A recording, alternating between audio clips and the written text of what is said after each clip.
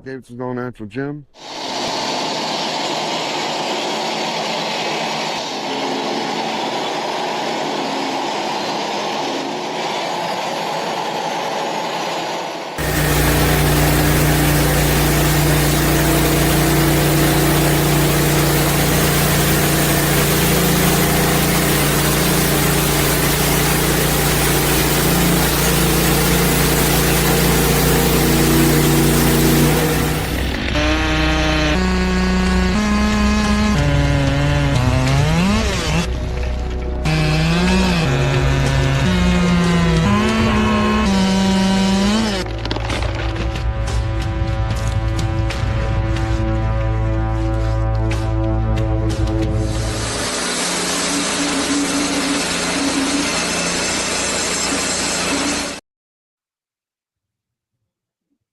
Oops, did I just... Oops, that didn't work. I just didn't want to stop, did it? No, that wanted to stop with me clicking on that.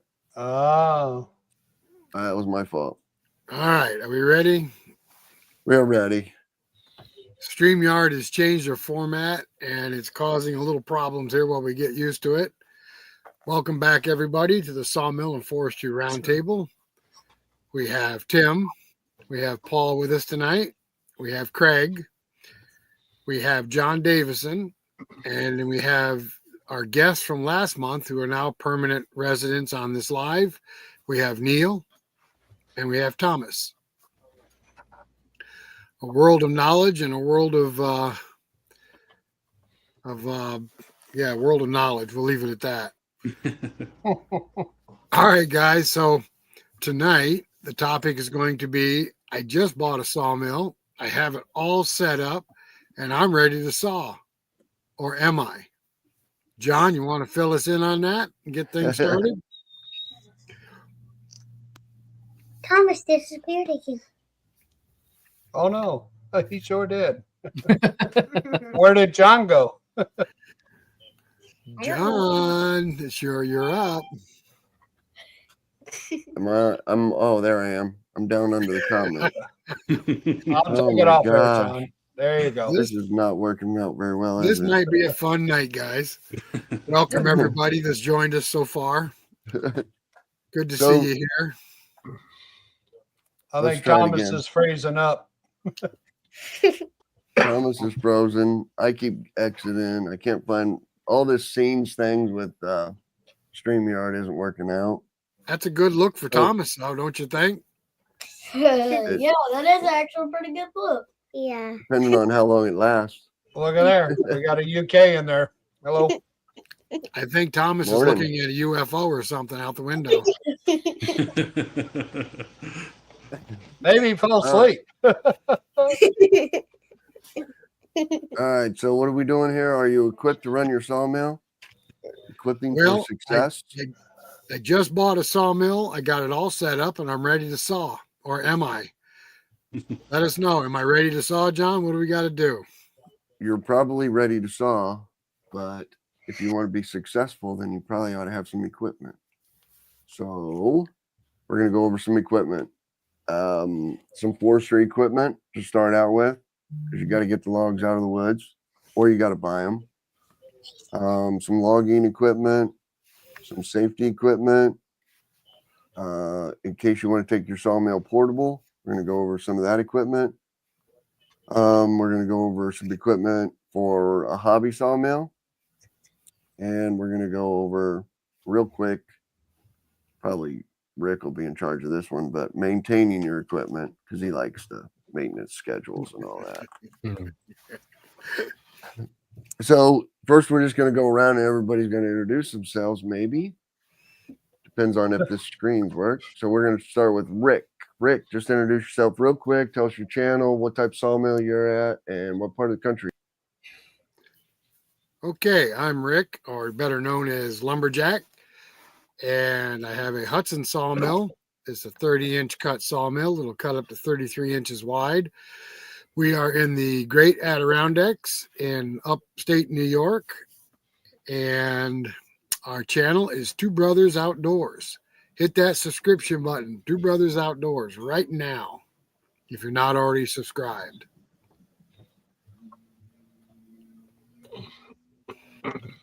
Hello, I'm Tim with Two Brothers Outdoors. I have a Hudson Oscar 330 Pro, which is also a 30-inch wide cut. We cut all sorts of things, and we saw. I guess that's it. We're up from upstate New York in the Adirondacks. John? On the stage. There he goes. All right. So I'm with Davidson's All Natural Gym in Northern Illinois. So on hardwoods and running a small little YouTube channel. I got a Wood-Mizer LT35. And Paul. I'm Paul, Southern Adirondack Outdoors, YouTube channel. We run a Wood-Mizer LT15. Saw a little everything. Try to find wood that's not normal. Could be a little different, but fun hobby to have. Neil, Where you from? where's Hey, Paul guys. from? Oh, Where's Paul? Wait a minute. We got to figure out where Paul's from. Oh, I'm sorry, from Southern Adirondacks, still north of Utica, New York. And you're one half of that team, correct, Paul? Yes, Andy's the other half. All right. Neil, down here, South Mississippi. Riverside Wooden Farm is the YouTube channel. I started out with a small 1600 mil by Timber King and have since then graduated to a diesel powered Timber King 2020 mil. We predominantly cut pine and dimensional lumber all the way up to a finished product. That's what we do. And we try to load our YouTube channel with a lot of tips and tricks and hacks and try to point people in the right direction. That's kind of what we do on our channel. And Hello, I'm Craig, aka Kilted Sawyer. I'm out in Utah, run Wood-Mizer equipment.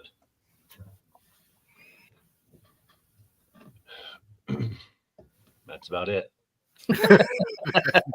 Hey, Craig, what equipment do you have from Wood-Mizer? Oh, I have their sharpening equipment. I've got an MP260 molder planer. I've got the EG100 edger. Just acquired the FS500 wood splitter. And I run a LT40 and a LT50.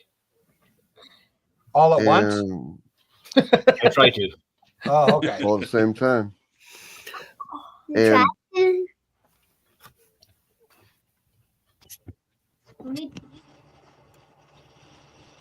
Did we lose Thomas again? yeah, we lost Thomas. His internet connection, he messaged me. He said the internet connection is very slow right now. And all right. We got everybody on this one? Got everybody but I Thomas. think so. Yep. We Is got he, everybody is but he at his Thomas. dad's nil? Don't know. He was under his house, so he might have been trying to do it on his phone. He might run over there and try to join us in a minute. He hadn't let me know that. Does his dad have Starlink too?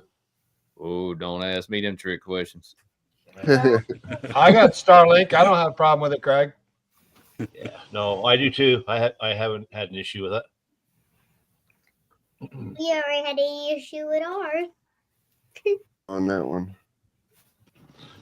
There we go. All right. So what are we doing? Forestry equipment? All right. So we just bought a sawmill, John. We're ready to saw. What's some of the essential stuff that we have to have before we can even put a log on the mill? Why does he keep disappearing? Because when I lost connection, once you lose connection, you have to add yourself to every one of these scenes. Oh no. It's terrible. Yeah. I'm not liking this scenes things. I wish it would stay. So if you're going to get your logs out of the woods right here, here's the chainsaw. You guys think of anything else in here, and please add it. Like it doesn't matter if it's Steel or Husky or Echo or whatever brand you guys are using. Get you one that you think's reliable, right? You always take a couple of them into the woods, Yep. right? Yep. You got to have your gas and your bar oil, a wrench or a scrunch to get your nuts off. I knew you guys were going to do that. They always do that to me. Said it. You can take a little hand sharpener. Can I add and some then, stuff there, John? Yeah, you guys got one of these small little chainsaws too, Yeah, right? yeah. Well, So this is just the chainsaws part of it? yep, this is just for Oh, chainsaws. okay, because I was Or- going to start saying a list of other stuff, but okay. Anything you take with your chainsaw or chainsaws, like you guys have that little battery powered one, don't you? You carry that most of the time. No, that's gas powered. My little arbor saw is gas powered. Oh, is it? Yeah. Yes. I thought you had a battery one at one time. We do, No? but We gave it away. but it's a little Truzy one. The little gave it away. battery Yeah. one. There's Oh, one did thing you? there's one thing I didn't see on that list, and I forget them myself, and I see the comment over there, and that's some kind of hearing protection, because I've suffered myself. I'm only 40 and have a little hearing loss because of being around loud equipment all my life. Well, that's Huh? why I was asking if it's just chainsaws, because you need a hard hat, safety glasses, steel-toed shoes, chaps, gloves. That's right. There you go. So that's why There I you asked. go. But there, Yeah, yep, that was just chainsaws. Yep. hearing protection. And that's just for when you're going into the woods. All that safety gear just carry with you when you're in the woods. Those are almost just standard, You have to have it. Yeah. you know. And There's some bug stuff spray you for all can- the black flies. Yeah, a net for all the black flies. Tongs, cant hooks, anything along those lines you can get. Yeah, be sure to wear your thongs in there. What's that? You know, and you can't just, to me, in my opinion, you can't just say, okay, I'm going to grab 3 PVs and a cant hook and 2 skidding tongs, and you can't take that out there with you every time. Well, we do on the There's forward. Erik. Erik Champion. Oh, what? Erik Champion, Beard Lumber. Yeah.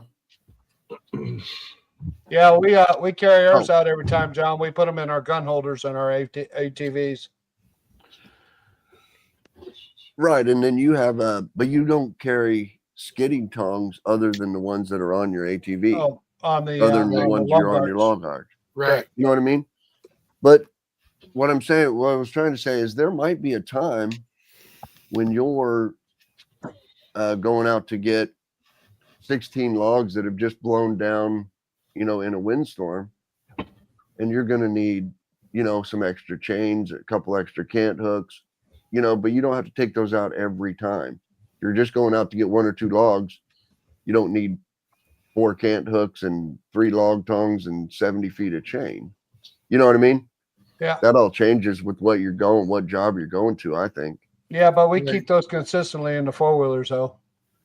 Oh yeah, I'd always have a cant hook and some log tongs. but- Chain, cable, block and Right. tackle.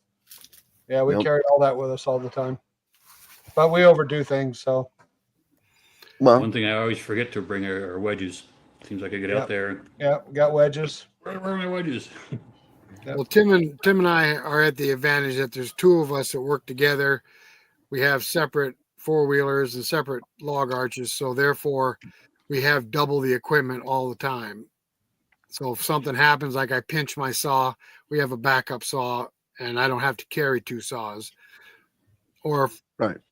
I break a wedge, Tim's got an extra wedge on. You know what I'm saying? So we're at an advantage because there's 2 of us.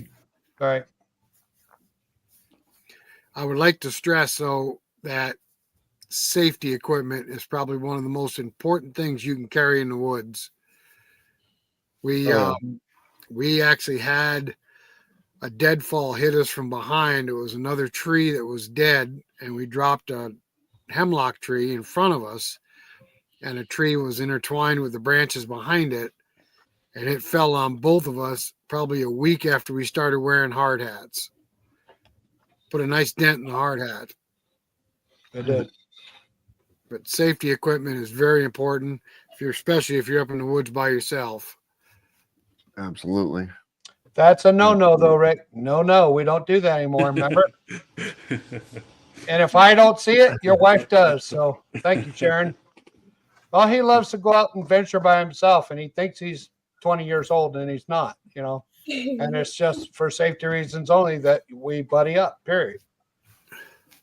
He got pinched. He got pinned under a log one time. If I wasn't there, God knows what happened.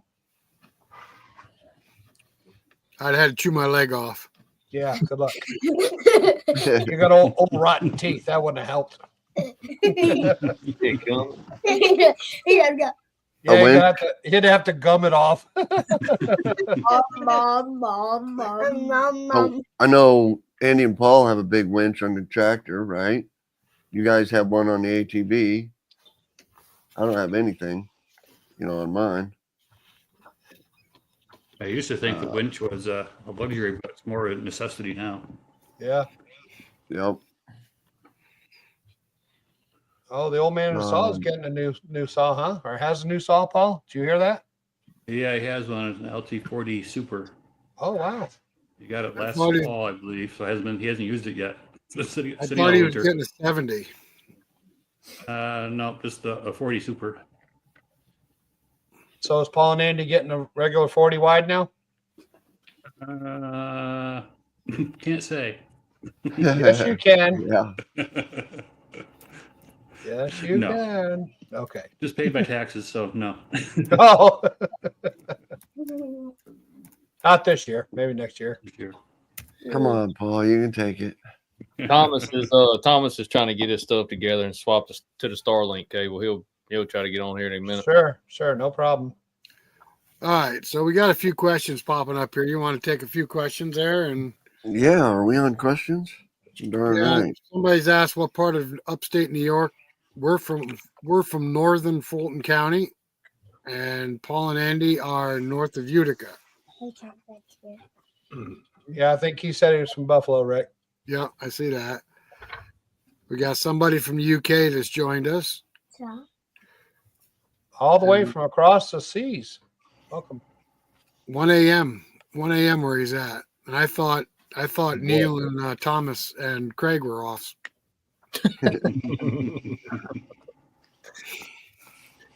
Our Sawbucks is with us. He's with us almost every live. Hello. Starbucks. Chris is with us. Designs, fun with cars. Oh, Bearded Lumber. Just trying to say hello to everybody I can see real quick here. John from the UK. oh yeah, I forgot. Fun with Cars was in Buffalo. Yeah. What he said. Oh. He has a live too with. Does he? Set up in. Yep, he does a live show on YouTube. Oh. But I didn't know he was in Buffalo. So John, you passed probably 15 miles from our house the other morning. What'd you run into? Yeah, it was snowing. It was snowing. Yeah. In April, what was that? What I say it was? 14th. 14th or 15th? Yeah, my taxes were due. I think it was April 15th or 16th. I know that. And we almost had to pull over. We couldn't see. It was snowing so hard. There's Thomas. And about Welcome 20 back, miles Thomas. out to your house.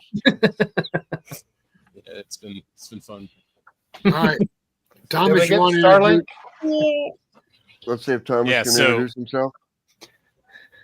Nope, he can't because I just took him off the stage. Oh, wait a minute, Thomas. Outside bad Hang on, connection. John There we smashed. go. There you go. All right, go ahead. Thomas, go ahead and introduce yourself and tell us what equipment you have and where you're located. Yeah, so the cable we had ordered a new one, and I just swapped that out. Can't make it up. Well, go ahead and introduce yourself, Thomas. Thank you, pros. Where are you from? Look at that pretty smile. He's got that. He's so He's got furry. that Cable ain't gonna do it. At least He's not got big look enough again. to- Need another cable, Tom. This is fun night with Thomas. Poor guy. He tried. The new log rake guy. Hello, Aaron. We got Thomas back yet? No, he's still locked up. We are not beyond picking on each other. Absolutely not. There's Thomas. I'm getting 200 megabytes a second. This is crazy.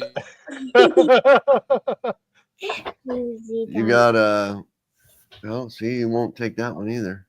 I got him added to the stage, but he won't take it. He's locked up again. There he is.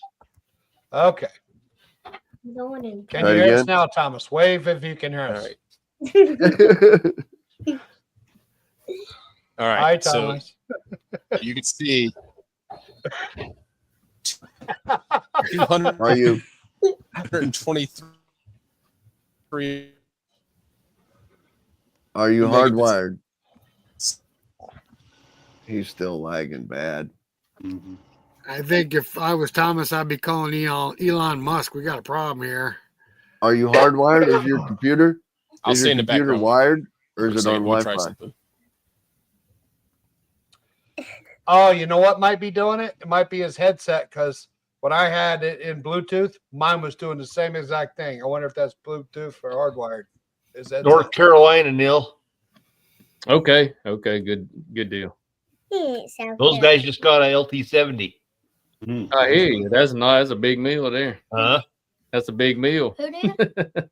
Somebody text Thomas and tell him to take his headset off and see if that helps shut the Bluetooth down. All right, I'll shoot it to him real quick. Well, it's not my headset. I just stopped my camera, and now I'm good. Oh, okay. I hear something. What am I hearing? He's talking. He took himself off He's camera. talking.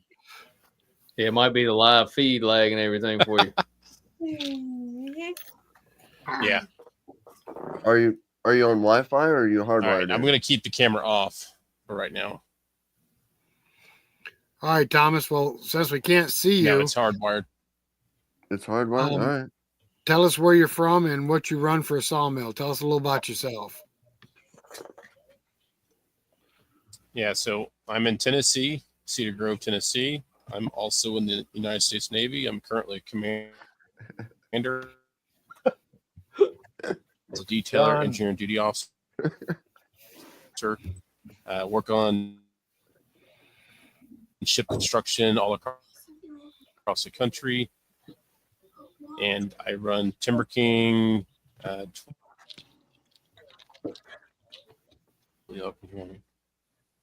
Nope. Oh, it wasn't the camera.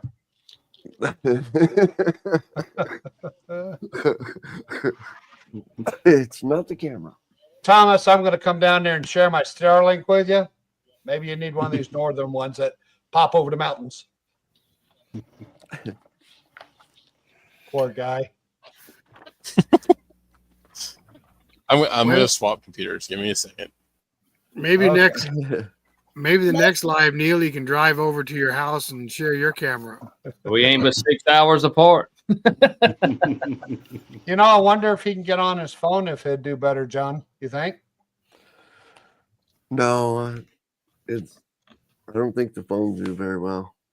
Okay. Well, I don't know, but I Let's mean, keep we had rolling, people. a couple people on phones that did all right. I Yeah. don't know what it is. He was fine last month. Last month he worked fine. Yep. Didn't he? He had No, one he had that. lockup. They had that storm come through. Remember, Neil? You guys had that big storm coming through, didn't you? Yes, sir, we did. Yeah, he Yeah, blamed because it on- Thomas was at his father's house and he went back to his house. Remember? Yeah, it was pretty bad down here then, but everything played out all right down here anyway. Thomas is a good bit north of me. Give me that. All right. Well, Huh. let's get back to the task at hand. Thank you. What are we doing? We're doing logging equipment. Yeah, Getting the so logs to. you bought a sawmill, you're ready to saw. I'm thinking one of the first things I got to do is I got to have a source of logs. Yeah. What's a good source of logs if I don't own property and have my own? No logger. Or Who? several. Tree service. Tree service, definitely. You know, the tree Sometimes they give service, them away. you got to be careful with some of your tree service guys. No, I Most of haven't the had time, your tree service guys are going to take trees from residential Yards. areas, and you Yep. will have metal in the bottom 6 or 8 feet of that tree. Correct. So if you ever get a full log, and sometimes metal detecting won't show that, it'll be too far into the tree. Correct. If it's not a real super high dollar log, it'll be best probably to cut that 6 or 8 feet off before you start doing your measurement and get your wood. Correct. Correct. I have The found personally the guys clearing land down here, small lots to build houses has been my best bet, because they most of the time have to burn these trees, and by you taking them logs off of their hand, whether you do it with your trailer, your truck and trailer, or they use their rigs, or you get somebody to pull an 18-wheeler in there, that's the best bang for your buck, because they'll give you the trees. You just got to pay to haul them, because they're either going to have to burn them, which is bad for the client, their client, because they're going to have to pay hourly rate for them to sit there and tend that fire and burn it and stack it, or they can sell them to you for a very good price, and it kind of wins both. It's a win-win situation there. Yep. Yeah, a lot of times the tree service guys, you got to be careful with them too, because they'll bring you a bunch of logs and then they expect some money, and they don't tell you up front. I just had 9 18-wheeler loads of pine delivered.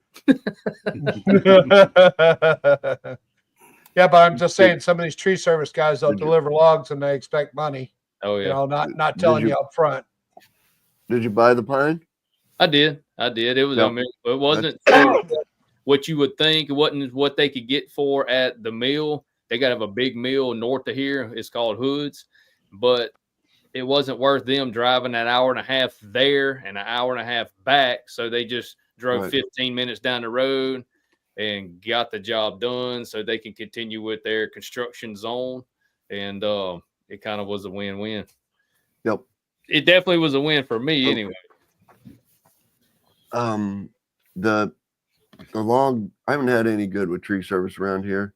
It's just if the tree service guys around here cut it and they say, oh yeah, we'll bring your logs, whatever you want, cherry and oak and all kinds of maple and all kinds of logs you want. And you get them here and they dump them off in your yard out of their big dump truck, and they're like 5.5 feet long, and you're like, no, that's not a log, and they're like, well, I can't lift it up any higher with my skid steer, to get it in a dumpster. So I got to cut it at 5.5 feet. I'm like, yeah, this isn't going to work out at all. This is not a good deal at all. But no, we say that quite a bit too, John. and if they have to get an 11 foot and put it on their trailer, then they got to make a special trip with the trailer, so it's just, I haven't had good luck yet. I'm still trying though. But you guys have had, and I have too, the local log dump. That's a good, for me. I mean, you still got to watch for nails. Yeah. But man, you can get a lot of logs at the log dump. You don't always know where they come from, but messing with your tree service guys and even go and get logs or whatever. And I guess I kind of think of it a whole different way now. I used to go, there's been people give me trees and I'd have to go cut them, clean them up and all this. If you have to pay a little extra for those logs and you can stay on that mill cutting, if you have a decent job or you have a decent amount of work lined up, you can pay for that load of logs a lot of times by lunchtime, and you don't have wear and tear on your equipment, gas. And if you're hauling or doing anything else besides running that mill, you're going backwards. There's a way I kind of take a look at that. I totally agree, but I just don't have the southern yellow pine logs that you guys do. I don't have the logging like the Adirondacks. I don't have a pine forest like Craig's in out there in Utah. You know what I mean? Right. I have my pine around here is white pine. And I don't even Nobody And even wants it. And a lot of times, I mean, if especially it helps you out too if they have a way to load it. If you pull your trailer there and they just set it on there and you haul it off. But in an instance like that, even when a tree service guy or a land clearing guy, if there's certain trees, when they call, 9 times out of 10, you have to drop everything you're doing at that point and go, or they'll throw it in the burn pile. Correct. Yep. That's true too. That's just, I mean, it's hard to, that's why, it's harder. That's why the person wants to go out and, get the logs themselves, because they don't have to drop everything. They can do it on their own time. You know what I mean? No, And they don't have to buy it. So there's pluses and minuses to all those things. Steve's got a question there, Rick. Okay. Wood Yep. buyers. Well, you got wood buyers. I think that's down the line just a little bit. Steve will get on that. But the next thing, I think, if you find a source of logs, you have to be able to move the logs around your own yard, and you have to be able to put the logs on your mill. And a place in your yard or a log yard or whatever, staging logs. Storm. Yeah. Getting your logs to the sawmill. Right? Yep. Look at there. John's got everything. Getting log to the sawmill. A log trailer, some kind of log trailer, even an ATV arch. I put a lot of other things that I don't have on here. Yeah, No, pole trailer, that's a van. good idea. They just put a set of trolleys on them, don't they? There's like peppermint bags. Yep. Yeah, just a pole trailer with wheels. Yep. There's a lot of ways to get logs to your trailer. The trailer with the big arch on the back of it and the deal. Well, Right. the biggest thing about moving is you want to keep them out of the dirt. Once that dirt gets in that bark, it's intruded in there and you can't get it out. I don't care if you wash it, pressure wash it, scrub it, everything less than debarking it, you're not going to get that dirt off that log. What bark? And Exactly. what bark? That must have been Craig. Craig doesn't have any bark on his. Craig barely has rock. trees. They're like No. poles. Oh, I've got trees here. You'd be surprised. Dead wood. I sent Neil a picture of my guys on the forest. Yeah, you got you a pile of trees around there. There's trees. Loading ramps, get them up on the mill. Yep. Some kind. Yep. Every sawmill manufacturer's got theirs. Some of them where they won't roll down. You got to have something to get them up on that mill. Better have something to Factory. stop them once you get them up there too. Yeah, just some dogs. Yep. You can do it with a tractor, a log grapples, log tongs, something. Yep. You can go to a hydraulic log deck if you want. I used to just set one log at a time on the mill. I love a grapple. I didn't really care for forks. You have more control with that grapple on the front of my tractor than you do the forks, especially. And then I went to using my drag back a lot because when I upgraded my mill from that 1600, and I built a log deck. And whatever length of wood I'm cutting that day, I try to cut several logs, load them on that log deck, and therefore I can use my cant stick to roll that log up there, and you don't risk dropping that log or some kind of foul play like that and destroy your mill. Because I mean, some of them logs I got a 65 horse four-wheel drive tractor, and some of them logs 14 feet long is all that tractor wants to pick up. It's so heavy. I mean, that's pushing 15, 18 pounds. Your Timber King doesn't have a hydraulic loader. It does. But Okay. with my log deck, I use that loader. But before I wouldn't. I mean, with that grapple, I could control it and would set it on there. Never And- dropped one before, but all it takes is one little mishap, and there you go. Forks are a game of chance. Sometimes they work great, other times not so. Yeah. I would Right. say Takes probably over. the grapple has more control because keeps the log from rolling back and forth, don't it, Paul? That's right. Yep. Yeah. It can You still just hang it slip over though. and set it down. Yeah, John, you had one slip off, didn't you? Not off of grapple because I don't have a No, grapple. off but the yeah, I had deck. one slip off the back of the deck for sure. You wrestled with that one quite a bit. Yeah, I wrestled with that one a lot more than you know. That, A lot more that than what the video would've video, Yeah. video had pictured. yeah, that would have been another half-hour video if you'd have seen all that. Poor John. What Now- else? Tractors? I know we already touched the subject of chainsaws if you're going in the woods, but you're also going to have a chainsaw around the mill too. Correct. Has to have a chainsaw on the mill. You got to have a mill saw. There'll be times you need to shorten the logs. There'll be knots you have to cut off. There's all kinds of things that a chainsaw needs to be used on the mill. So you have to have a chainsaw on the mill itself too. Cutting stuff blades out. Got that, Craig? Or two. On the mill, Craig. Okay. Absolutely. On the mill. On the mill. On the mill. Craig's not cutting anything on the mill. Tractor options, there's plenty of tractor options.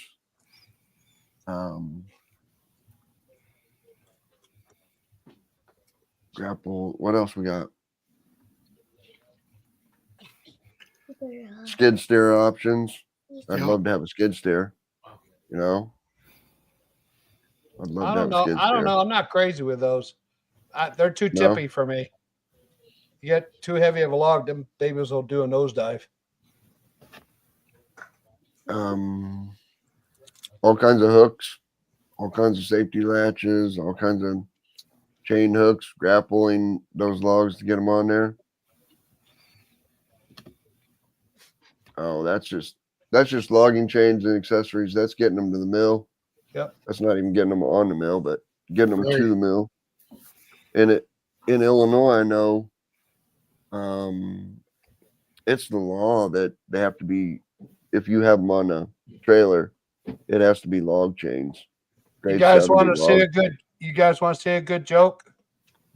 Watch this. Read that. Paul. We better get a new song. Yep. Yeah. Paul, Hey, we are Paul. getting one. Paul, We're how getting a many do 40. you have? 85 of them. Well, we're in the double digits. And Andy needs a new saw. I thought he was talking about a mill. I thought he was No. talking about a new That's saw what I mill. thought too. I saw the comment. Yeah. I think he's talking about an LT40. Is he talking about the sawmill or the saw? Chainsaw. I think he's talking about chainsaw. Oh, I thought so No, too. no. You're hoping he's talking about a chainsaw. Yeah, it's a little cheaper. He's gonna get a new chainsaw to go with Lola. I got you. Yep. There's Thomas. Thomas is back. There he There is. he is. On my phone. Thomas! Welcome back. Yes, I will do this via my phone. Come hell or high water, you're gonna be on here. I apologize, everyone. Don't apologize. We're No still we're worries. gonna make fun of you whether you apologize or not, Thomas. Where'd he go? Oh, I took him off the stage. why? There he is. So I could add him to the stage. Oh, okay. Yeah. Now Thomas right. can Thomas, give us a little bit about yourself, what kind of saw you have. Yep. As soon as John keeps clicking you on and off, there you go. There he is, right there. He's got the full screen. Thomas All got the right. full screen. I appreciate it. Hopefully, everyone can hear me and see me now and everything. Thomas, I'm in the Navy, commander in the Navy, stationed in Millington, Tennessee. Moved all over, engineer and duty officer, currently a detailer. I own a Timber King 2020, a Timber King 2220, and a Lucas DSM 23. Own many sawmills and everything. Have a YouTube channel called TC Sawmills. Sawmills, cutting wood, identifying trees. That's my passion. Currently rebuilding a house here in Tennessee, and it's absolutely kicking my butt. That's why I was late getting on the show, because we were just ripping out the old well and everything else, and I was underneath the house digging out, and everyone's like, "You need to get on the show." I'm like, "Roger that." So I'm here. Roger that. Well, thank you for stopping by. It's not quite the same without you, Thomas. All right. And, So and we don't have Thomas again. There he is. There he Right. is. Let I me don't like let this me. new scenes. I want to ask Thomas. I want to ask Thomas a question. When you bought your sawmill, you got it set up ready to saw. What was the first piece of equipment you realized you had to have that you didn't have? It was a cant hook. So that was back when I had my LT15 go with the diesel engine and everything. I bought the sawmill from Wood-Mizer, and I'm like, I do not have a cant hook. So then I went out and bought a cant hook from Cook's because it was cheap and it looked like I couldn't break it. It was made of 2-inch square tubing, all steel, heaviest thing there is out there. But I needed something to turn the logs on that sawmill. I think you just mentioned that on your video, did you not? I sure did. Go. My dad has one of the fancy aluminum ones. I think it's Log Saw or whatever company it is. I can't read the name on it. Logrite. Logrite. Here you go. Yeah, My Cook's one, I know I've driven over it with the tractor and it's been fine. Now, John, don't we 50 have pounds, a huh? picture? Don't we have a picture of a sawmill with somebody trying to roll something with a can hook? What? Somebody rolling something. You had a picture of a Woodland Mills on earlier with somebody with a can hook trying to roll a log. Oh, that ain't it. Just to give us, I'll get it, John. just to give them an idea of what we're talking about. Yeah, hang on, I got it. There we go. There you go. Yep. There it is. Where's the? Oh, That looks like trouble to me, but that's a can hook trying to roll over a log.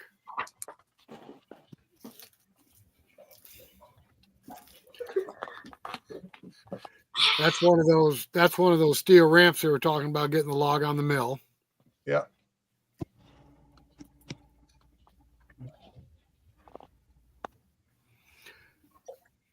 There's a can hook. Yep. That's what we got right there, the wooden ones. There's a PV. Correct. That is a PV. There As a is- point. There is a difference, guys. Yes, there is. I am constantly corrected on our YouTube channel when I talk about a can hook. That's a PV. And that No, PV there will smash your fingers bad. There is no stop to allow that hook to stop before it hits your fingers on the shaft. That's why I love the Logrite. It won't smash it. Same. The Cook's has a metal piece there. It's just enough to save your fingers, and you thank them every time.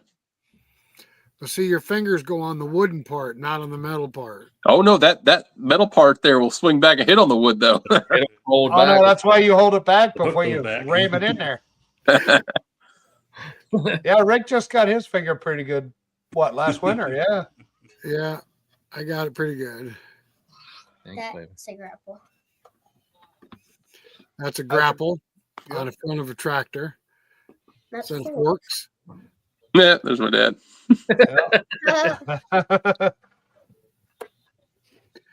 Now you can also get forks that go on the 3-point hitch on the back. We have a set of those for our tractors that we use.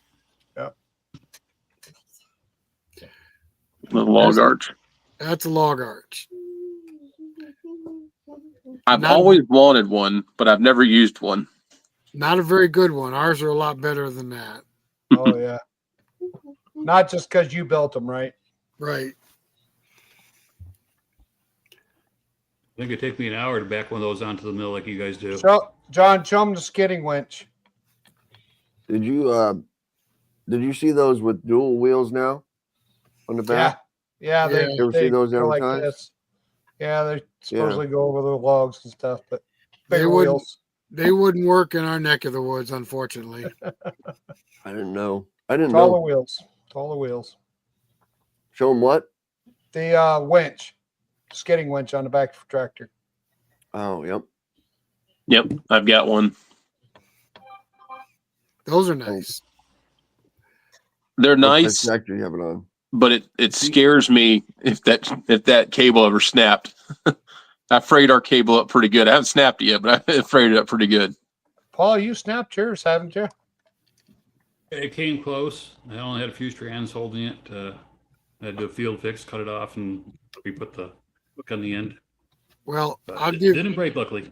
I'll give you guys some advice like I told Craig the other night. Don't be scared. If it Just takes don't your be head off, scared.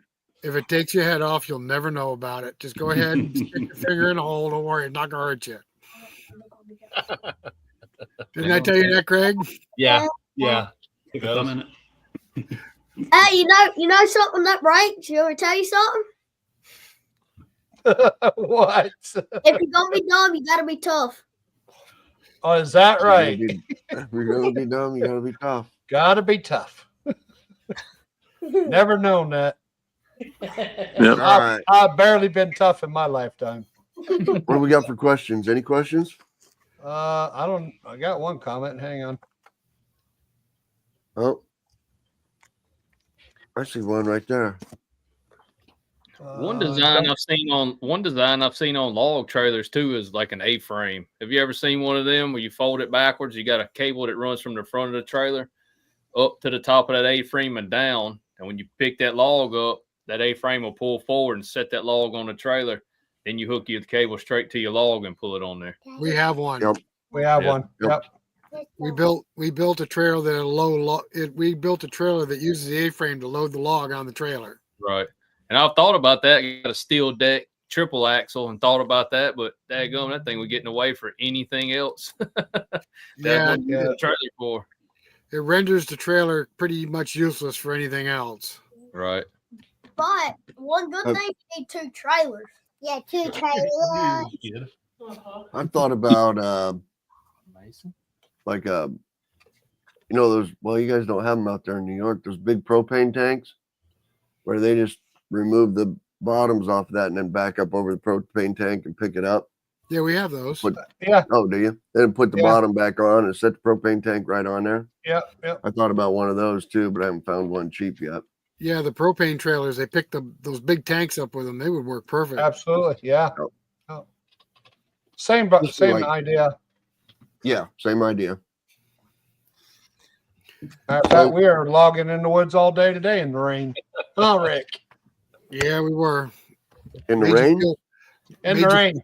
Made you feel better, didn't it? Because somebody had to mention to him about steaks. How's that working out? How is that 20 working out? Well, they've built 2. We've sold since we were on live last month. We've sold over 2,800 steaks. Awesome. Helping the Well- small man out. Not really, because What's that? I'm retired. I didn't need a second job. You can say yes or no to orders. No, he cannot say no, Neil. No, he cannot say. He does not know that word. Oh, how many? 1,000? Sure, we'll have them when? Next Saturday? Awesome. We'll have it. Tim, go buy a new motor, get a new sharpener. We got to have 2 steak sharpeners. That's not bad. It's when they call and say, "Hey, I need 10,000 in a week and a half." Yeah.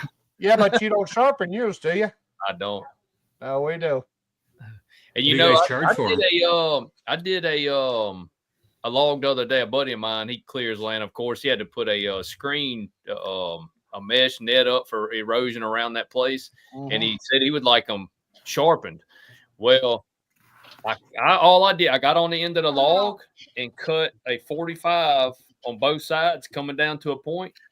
You can't get an exact measurement on all your steaks, but when you cut them steaks, there is a beveled point on the end of that log.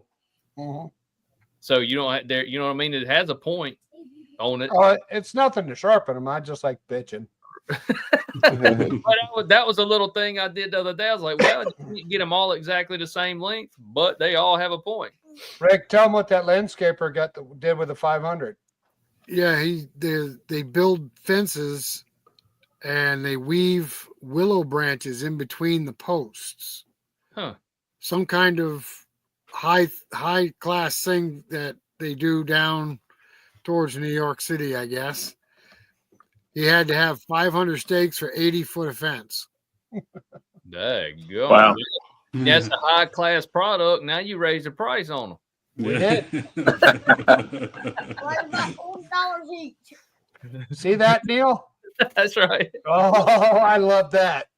You know what I mean? but this is the price I pay. Arthritis. That's right. That's right. Hey, mucho money, lots of money. Moolah. Lots of moolah. If you ever Mucho moolah.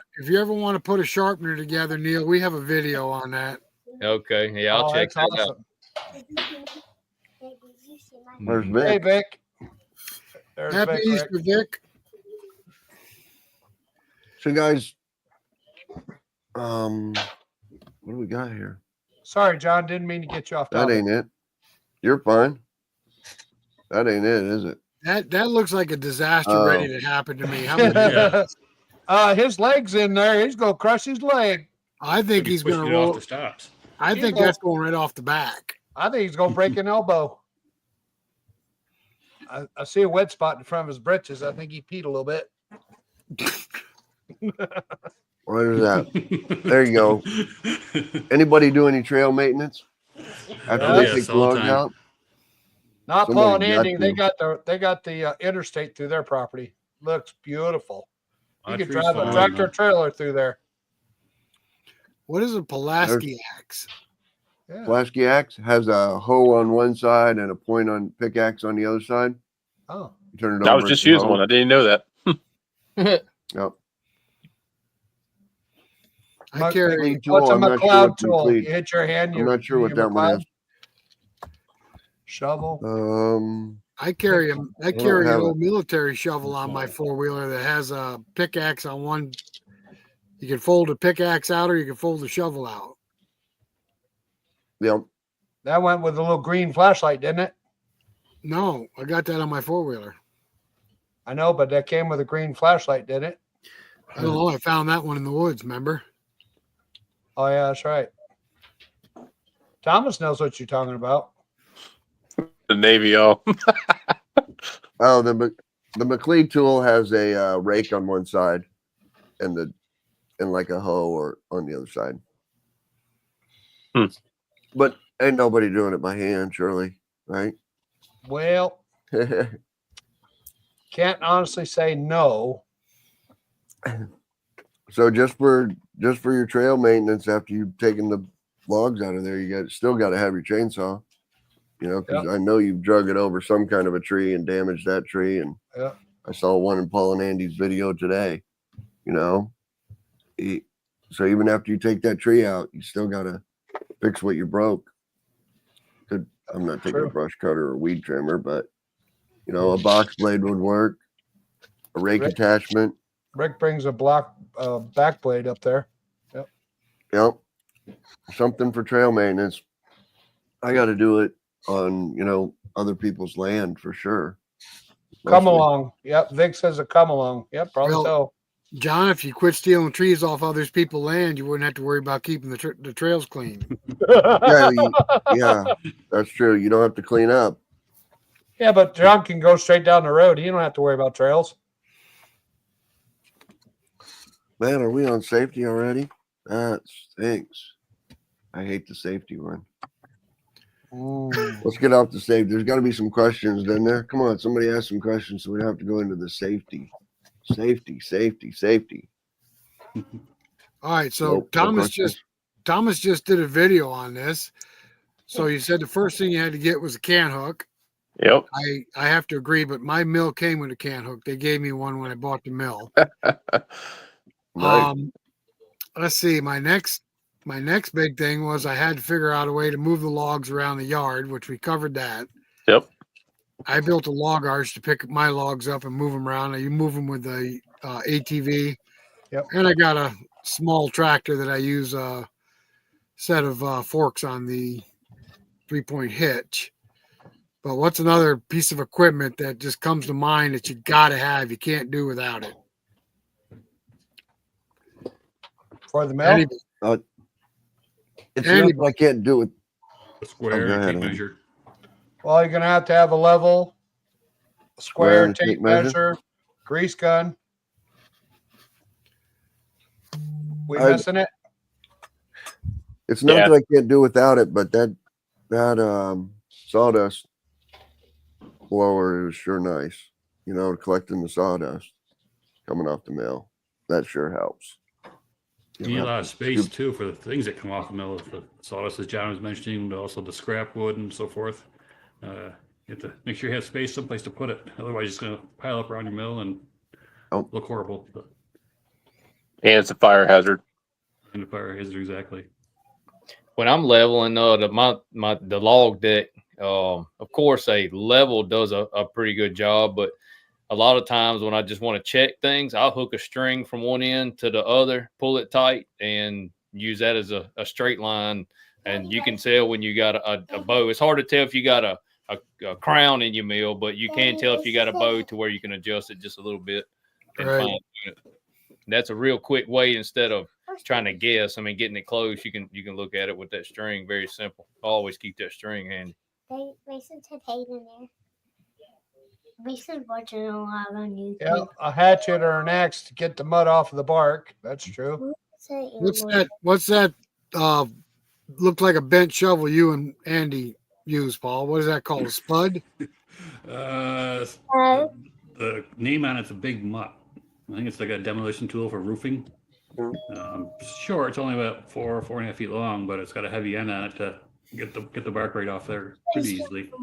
You better hurry that Craig says you can't do without a Matthew. What's a up with that? Matthew? That's his secondhand man. That's his son. It's Eric's son. He knows I need a Matthew. There you go. My Matthew's only 13. A few more years. What do pointed stacks go for up north? Probably Steaks you're talking Pointed about? Steaks. Yeah, the pointed stakes. We're getting pretty close to $4 a board foot for hard maple in steak form. And it's me. Rick, do you advertise those as hardwood? Yes. There you go. I'm Yeah. being told, everybody tells me you can get pine steaks from Home Depot, but they're garbage. Yeah. And as soon as we advertised hardwood steaks, it just was absolutely crazy. It's been crazy. And 2 different sizes, correct? Yeah, 4 foot, 6 4 foot. and 6, yep. We sell more 6 than anything else. And You don't Craig, charge by stake? Yeah. Yes. Yeah. Craig, Yes. everybody that comes out to the woodshed Crafter's box. or woodshed, they have to have a picture with your brother. Okay. I'm serious. Okay. Yeah, do it. No, they have been. Very good. I like that. As a matter of fact, I think if I have the picture, I'll send it to you still. He's a handsome bastard. Your brother's been sending me a couple of them. Yeah. Where's what? Throw that KB hat on him. Where's my hat? It's right here. You want it? No, Oh, okay. I've got my own. Well, I tried and wrestle it on there. Rick keeps pulling it off because his ex-boss says, you better put my hat on there. So There you you go. have to You fight guys with better him. save those hats for fishing. Those will be your rain hats for fishing. Now, let me ask you a question, Craig. I Yeah. sent you the picture and you're like, that doesn't look like me. And then mother saw the picture. What did she say? She fell off her bed. She thinks he's handsome. Well, Rick trimmed his beard, Craig. Ooh. It's not all snarly anymore. Well, That's okay. it's not as long as it was because it was longer than Craig's beard. Yeah, that's okay. See, it looked more like Neil's beard, and Craig's got a shorter beard.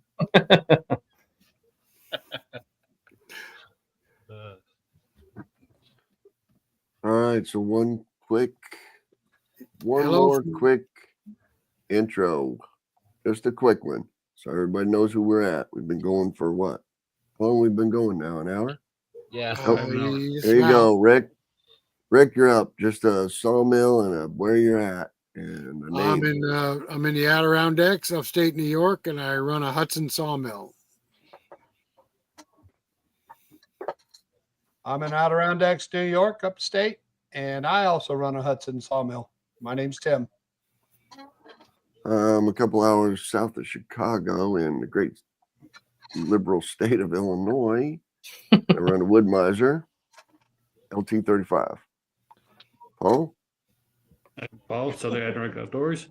just north of Utica a little ways, Utica, New York, that is. Wood-Mizer LT15. And Neil.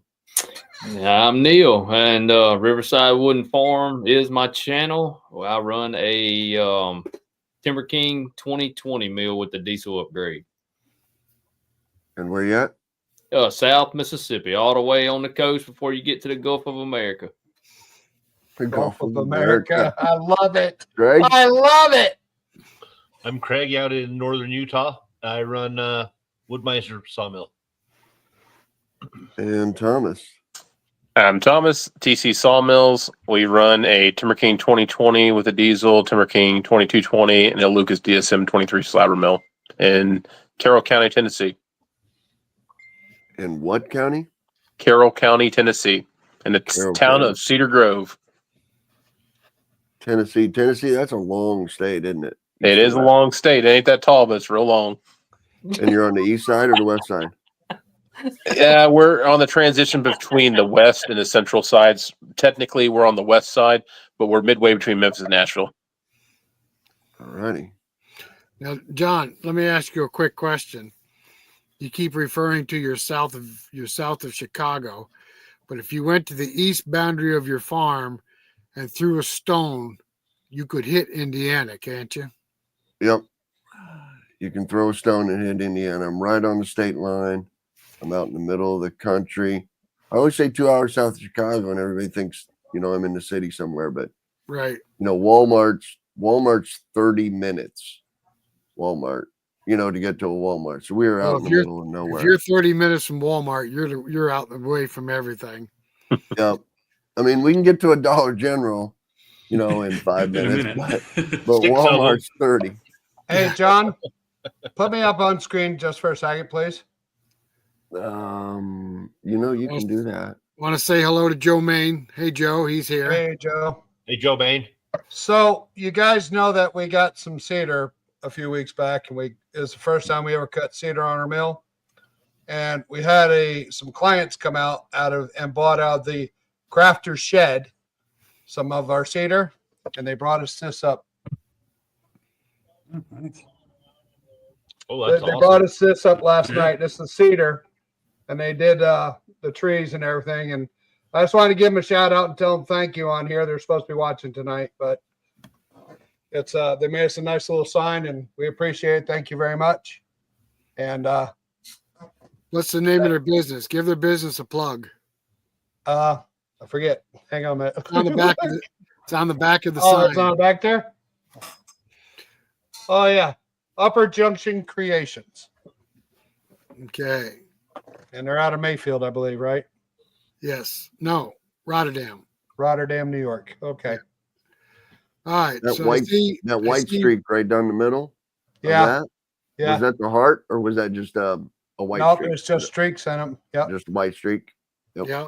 All right. Those are Sorry, beautiful, beautiful cedar. Yeah. Victor donated that to us. Thanks, Vic, by the way. Victor's got a question that we could answer pretty easily. I'll throw that up there real fast. Okay. I see an old video of logs floating on water. Any benefits to that other than cleaning logs?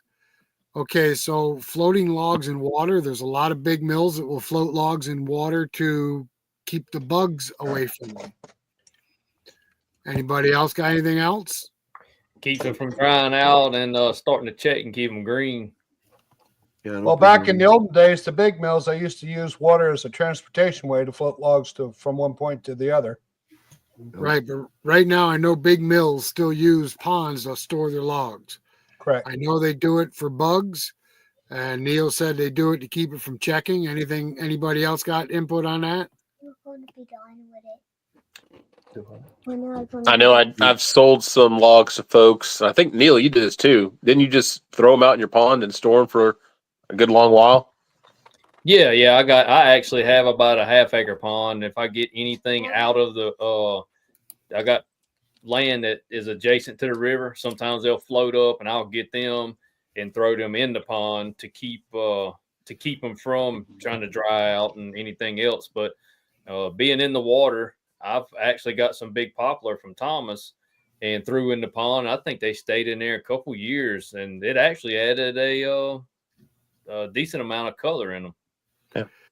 John, can you stick can you enlarge my picture right there? Your picture. Yeah, me. Put him up on center stage. That's Maybe. There you go. Oh yeah. All right. That's the Hudson River in New York. I think it's sometime in the late 1800s. Those logs are in the Hudson River. That's how many logs they floated down the river back then out of the Adirondacks. You know where the Hudson what you River need. is, right, John? That's when you need PV. Yep. That's What's got to that? be. What, Yeah, Paul? That's when you need a PV out in the water. that's Yeah, where you those need were to log be. walkers. Yeah, they were used to keep them from jamming up. My great grandfather used to be in the cypress swamps down in Morgan City, Louisiana, and used to hand saw them virgin cypress, and that's what he did as for a living when he was being raised. My dad's dad died when he was 7 at the age of 30 at a sawmill accident, getting crushed between logs. Mm. Yeah, that's got to be a heck of a talent. Well, I believe that's probably the Hudson River up by where you go to visit, John, up in that area. Probably. There's a lot of logging up there. I can't imagine that many logs in a river going down river. How do you stop them? Sort them. They sorted them Change. out.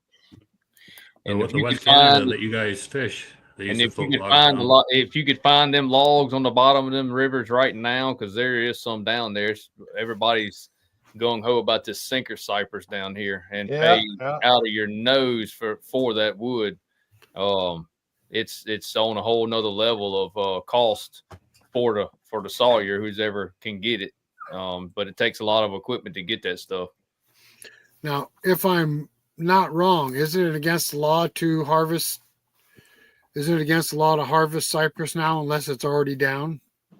No, they harvest it. They harvest it. I think that's just in South Carolina, Rick. There's different states. Yeah, I thought they outlawed the harvesting of cypress. That's why they go for the sinkers. There are some areas that might be, but it's Louisiana. They're still doing it. Yeah, Do the they? sinker cypress has a lot of. That's a highly sought after. There's so much color and everything else in that wood, and the only way to get that is from that wood that's been on the bottom. I personally know a guy that bought 4 slabs 2 years ago, and to make a countertop with, and he paid $5,000 per slab. Wow! And Holy cow! They were axe cut. I don't know how many years ago they were axe cut, and that's Sawyer out of Louisiana found it and milled it up, and he even got the butt of the tree, the very bottom, and saved it also. I mean, it was pretty cool. So that's It's like got to be pretty easy to mill up, right? Yeah, that cypress cuts very, very nice. It cuts about like poplar. I would, if for a tree that y'all would know, that poplar, it cuts real similar. Maybe if cedar had any kind of amount of moisture in it, it would probably cut like that. Yeah, I would say it kind of cuts like a Western cedar. It's pretty close to that. But again, like Neil said, you cut it, it's pegging out your meter over 50% moisture content, and it stays there for a while. I was going to say, I bet you can't dry it very fast. And what I do too when I'm cutting that cypress is that my discharge dust side of the mill where it shoots the exhaust out, I open that door. The bark is very, very, very stringy, and you hit the first piece, bam, it plugs everything up, and that's the only way I could figure out to keep it from plugging up my mill as far as the sawdust goes. Yeah, I had a yellow birch clog mine up today. We fixed that though. Stringy bark. Oh yeah. He loves that freaking grinder. Just like You guys did some freaking A R&D, safety huh? measure off. No, he did. Ring. Get it off there. I'd just like to give a shout out to Ethan Outdoors. That's my grandson. Hi, Ethan. I'm glad you could join us. Ethan. I have a few connections I've met in the past month or two. He actually come bought some juniper from me the other day. So hopefully I'll get me some of that sinker cypress here pretty soon. Well, make a video. I'd like to see it being milled up. That'd be cool. Yeah, I have some pictures on my phone. I don't know if I could send them to you and you could put them on there of what that stuff looks like. Yeah. John probably could. I was going to mention the same thing Sawbuck said here. A lot of the Great Lakes and some of the Finger Lakes that are 300-400 feet deep, they're bringing sinkers up, old hard maple and stuff like that. From Correct. Timber, they're bringing big bucks as well. So here's something interesting. I cut a really old sinker cypress one time. It was like a blue cypress or something like that. And it was somewhere aged around. It was like either it was 400 years old or anyway, it was a very old tree. Long story short, pulled out of the water. When we cut it, it was a really beautiful color. But when it was exposed within 15, 20 minutes, that wood oxidized and it became like a gray color. So you lost all of that coloration because of whatever minerals in there oxidizing to the air because they'd never been exposed to air in however many hundreds of years. Now, one of our friends, Neil and I know, Mr. Robert, there was someone, they were digging up, pulling out old cypress trees. Like these were like 1,000-year-old trees or whatever. They had them carbon dated, this, that, and the other. Trees in the ground, in the muck and the mud and stuff like that, they do not decay. So you can get trees that are thousands of years old stuck in these rivers and cut them up. And you never know what you're going to open up. It's absolutely beautiful. Yeah, that buddy of mine, he actually got in with he's retired Coast Guard and got in with the Corps engineers. They were making a pipeline or something through the swamp in Louisiana, and they dug up some logs that were 20 feet in the mud. So yeah. Who knows when that went under there? And I mean, it was full, huge trees growing on top of those trees that were 20 feet in mud. So there ain't no telling how long them trees have been there.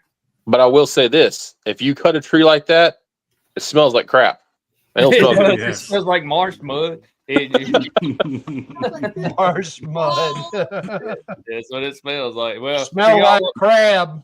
If you don't know what marsh mud smells like, it ain't no good. It smells like sulfur. Yep. Yeah.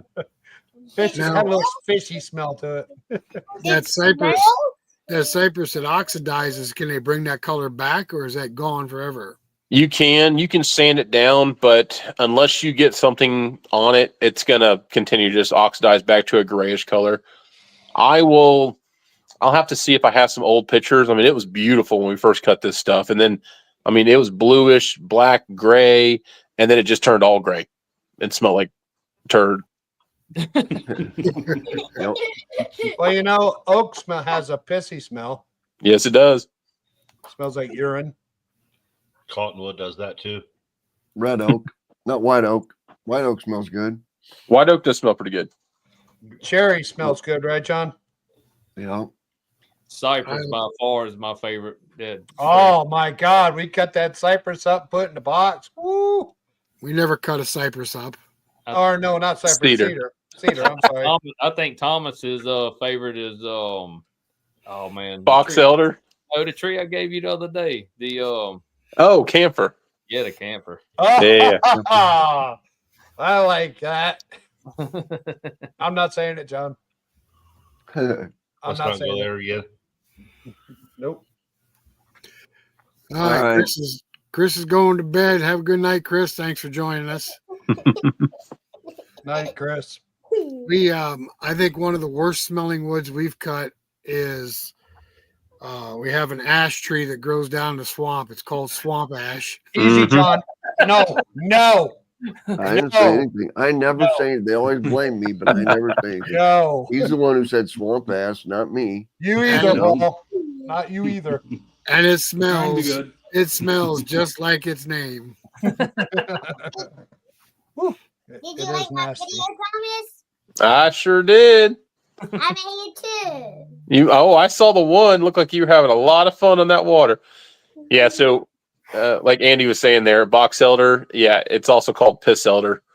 It smells like urine. Not great for firewood either. Yes. Still get the smell. Yes, Vic, you should. So yeah, Yes. the If you're digging them stumps up, of black walnut are beautiful. There are people that will pay money for them, but they are a pain to dig up. right. Yeah, he's got a tree service. Well, he does a little bit of everything, Thomas. So that's probably right up his alley. So, Nope. okay, so you're telling him, yes, save the stumps. So what do they do with the stumps? You can put them on the mill. Kind of like a burl? Yep, you can put them on the mill. You just Anything got to else? look at them. Depending on what they look like. Sometimes you got to put them just the way the tree was standing. Standing up. Sometimes you want to put them like you would a log, horizontal. So Then you with or find the without the root root within ball? roots. Yep, With the take 'em root ball? Yep, take them with the root ball. Sometimes, if you get a good enough root ball, you can just leave one of the roots on there, 1 or 2 or 3 of the roots on there, and get you a table. Saw it off with the roots still on there, and get you a table out of it.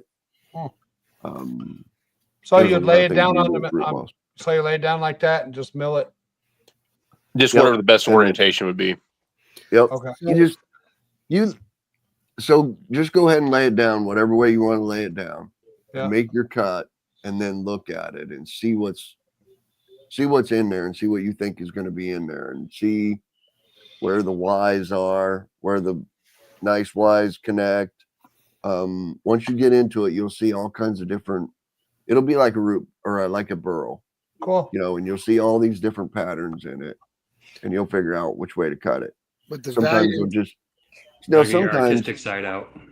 yeah, sometimes there'll be like a nice big 1-inch piece of bark in there, Yeah. which ruins the whole. It's going to crack and ruin the whole thing.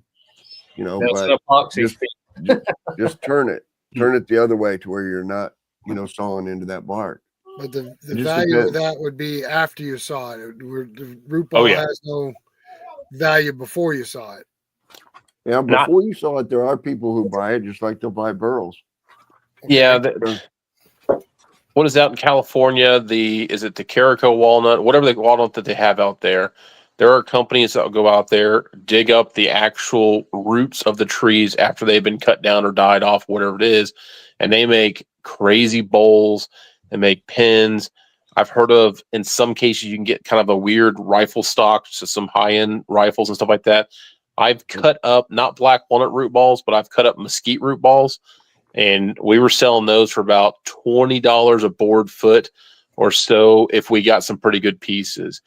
Some of the mesquite stuff that we were doing, I think we shaved them down for grips on pistols. Just weird little. Cool. The grain's going to be so intertwined and all over the place. Like they said, it's like a burl, but it's a burl that every tree is going to have, because every tree is going to have a root ball. I've only cut a pine stump before, and I didn't really care for it. No, pine stump isn't really there. It was a sinker pine. It was laying there forever, and I said, "Well, Sinker pine. I'm kind of curious." And Yeah. it really didn't. I stacked it up, and on the very top piece is probably about a 1/2 inch of pine sap. It's pretty much just hard pine. It's lighter knot, really. Just it's a big layer of sap on top. It was a lot of headache, but sometimes you just got to cut it to experiment and figure it out. I had a guy bring a root ball from Missouri on to my mill for free sawmill weekend. I sawed it up for him for free, and he got all the figure. He probably got 6 foot of figure out of that root ball. Wow. And it was 6 foot of figure, and it was all the way through the whole slab of the wood, 18, 20 inches thick. And it was just all figured, 6 feet of it. It was amazing. I don't know what he ever did for it, but I told him not to give it away for less than $100 a board foot. So I don't know what he did with it. Didn't leave any with you, did he? He did not. He did not. I told him I'd been looking for that. I'd been cutting up V's and Y's and all kinds of stuff, root balls, looking for that exact wood that he got out of it. I got a pretty interesting piece of wood right here. Y'all talking about these sinker stuff? This right here, watch, I'll show it to you. This right here was caught. Mm-hmm. Let me get you up there. Oh, That's cool. Becky. You can't. That is all these was sea creatures have bored these holes. All that was like a crustacean shell in every one of these holes. I don't. This right here is as light as balsa wood right now. If I was to sand this down, it looks like it's made out of clay. It's got grays and blues and like that real light tan color. But this, I mean, it was amazing. Like this right here, that's a little piece of, well, you can't see it, but that was a little piece of crustacean shell. And is that real fragile, Neil, or no? This right here is like 1.5 inches thick. This piece okay. is I mean, you can break it in half, but you couldn't really do anything to this, but probably do an epoxy. Yeah, that'd be cool. With it to make a table. If you was to sand this down and expose all the color and then do a clear epoxy where that color would pop, and then you would still be able to see all the figure in there. I have a couple pieces of that. I actually cut one piece thick enough to where it would make a mantle. Now, you would have to be good with epoxy to be able to do it and try not to get the air bubbles in. I mean, it was a pretty interesting piece. And being wet and the way it would cut on the mill, I actually had to put a dry piece of wood that I've had already cut on the mill. So when my blade would come through, the grains of this wood would stick in the teeth. It wouldn't turn to dust. They would stick in the teeth, and then it would stop cutting and go all wavy.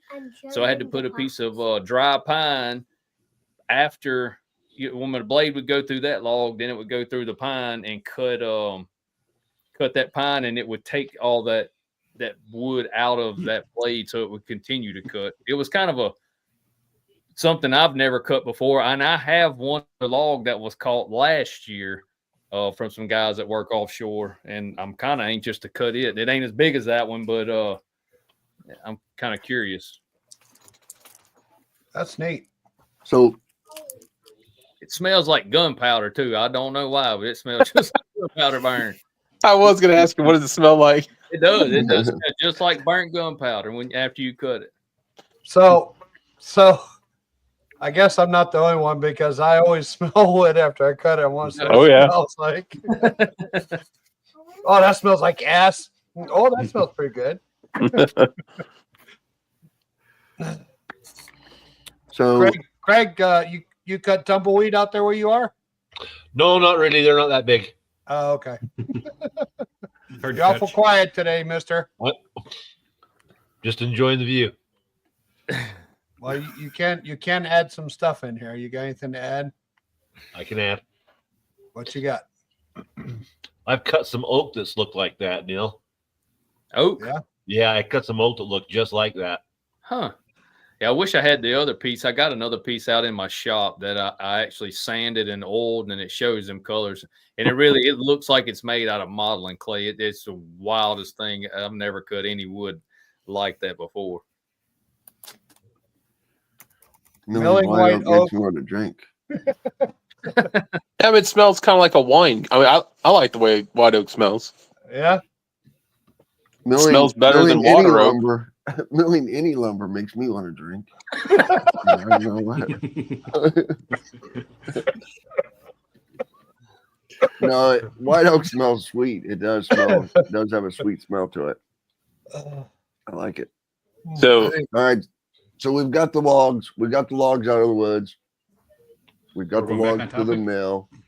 And before we're ready to sawmill, somebody's got to talk about safety. Somebody's got to talk about safety. Who's it going to be? Come on. I'll talk about it. I don't care. Go for it. The things that I thought of, well, if you want to pop up these pictures, John, as we go along. Yep. Yep. I thought about on the sawmill, you definitely need safety glasses. You need gloves. Safety glasses. Yep. You need boots. Man, you're Some going too peop- fast. I can't pop all these Okay. pictures that fast. Well, you That got looks like safety a, glasses. Safety glasses. Anything they make those that have the pad around it too on the inside. Yep. You know, that don't, or that Right. go tight to your face too. Or some people like to wear a hard hat with a shield. You know, Bomber. whatever you prefer. Yeah, like Bomber. that. Yep. I use those bombers. Yep. You definitely want hearing protection. I don't have a picture of hearing protection, do I? No, Right there. no, I don't think so. It's on the helmet. Maybe not. Yeah, built into the helmet. Oh, on the helmet. Yeah. Yep. So, what are some other pictures I had on there? And I You knew got- you were That's talking gotta about, be safety. yeah, fire extinguishers. Absolutely. I'm sure everybody here has fire extinguisher by the mill, right? Yep. I do. As of about 2 days ago, we do. Good. Well, you had all that snow, so you didn't really have a whole lot to worry about. So, but some Geez, other there's a things whole that I bunch of- thought, some other thing, yep. So chaps, Chaps. but that's when you're out in the woods. Yeah, I But don't wear them around the mill. some other things I thought about while you're on the sawmill would be like a grease gun, a level, We're tape on measures. safety. You're on sawmill. We're I'm on going all over on everything. safety. That's all the We're safety on stuff I've sawmill, got, you're on guys. safety. Yeah. So I'll say another good thing is, depending on species of wood you're cutting, a mask. A mask is not a bad idea, Yep. especially if you're cutting Yep. a lot of eastern red cedar, black walnut, cherry to an extent. There's a couple other wood species out there that are just not good to inhale. A lot of your exotic woods and stuff like that. Another thing, they could have naturally occurring silica and stuff in them. You don't want to inhale that stuff. So my dad, when he's doing a big cedar job, he will put a mask on. Otherwise, he'll be blowing red boogers out of his face for like 2 days. Oh, Yeah, that kind of worried me when we were cutting up that cedar, but all the wind was blowing the other way and it's blowing up underneath the mill. So I really didn't worry. And it's just 2 little logs. So I felt I was okay. I didn't put a mask on. I probably should have. Also, 5 minutes of cedar saw and messes my sinuses up for a week. yeah. Another thing is, if you're handling an absolute ton of black walnut and you're handling all the sawdust and everything, if you've ever handled a whole lot of it, you'll know it turns your hands yellow. Yeah. It's not necessarily the greatest thing. Your body is absorbing a lot of tannins. It might not be a bad idea to handle the wood with gloves on. Yep. Especially in its wet form. John, I was also thinking a first aid kit of some sort by your mill. Yep. There you Anything go. else you guys can think of? I think I've did a Well, lot of. Big kit. Another Tourniquet, little gauze. story. The worst injury I've ever had on a sawmill is undoing some blades for the sawmill. Yeah. I've gotten nailed sharpening a couple. Yep. now, let me ask a question real quick because I noticed a video that Craig put out recently. He was splitting some wood, and I thought I saw you wearing a pair of chaps. Am I wrong, Craig? No, yeah, I was. All right, so if you were wear chaps around a sawmill and you accidentally touched the Someone's not blade here. with your leg, do you think the chaps would stop that blade from cutting you? The band blade? The sawmill band? Yeah. I doubt it. I'm just asking opinions right now. Yeah, I doubt it. I don't think so. Nope. Well, so the chaps that you wear when you're chainsawing, they don't actually, they just stop the chain, correct? It's not really like a barrier type thing. They're designed to bind the chain. They gum up with all the fibers. Yeah. So you don't think they would do any good against a bandsaw?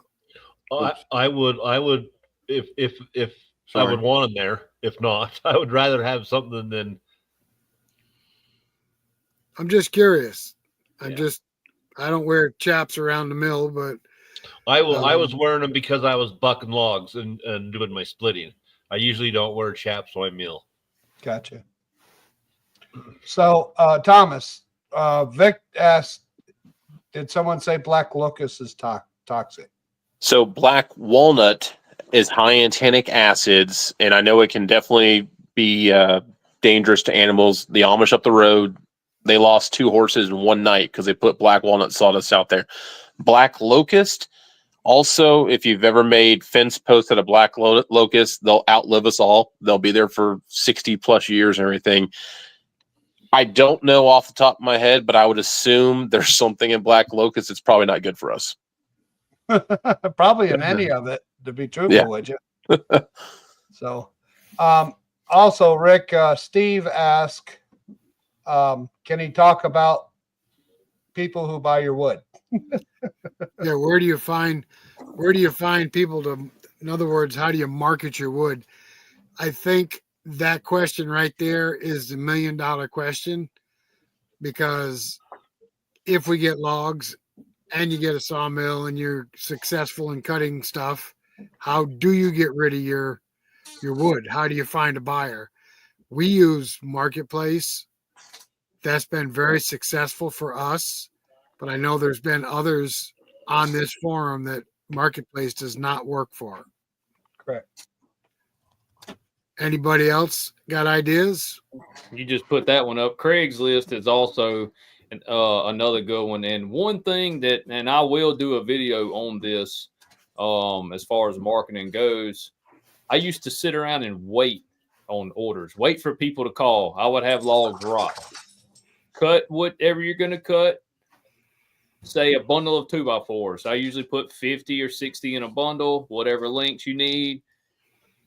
Post them like your social media sites. Do certain things, find out what's going to sell, and sell. You can't sell it. Mr. Robert Thomas told me about it. You can't sell what you don't have. If you have it, it's easier to sell. But if you say, I can cut it, well, let's say, well, okay, he can cut it. Well, I need somebody that has it.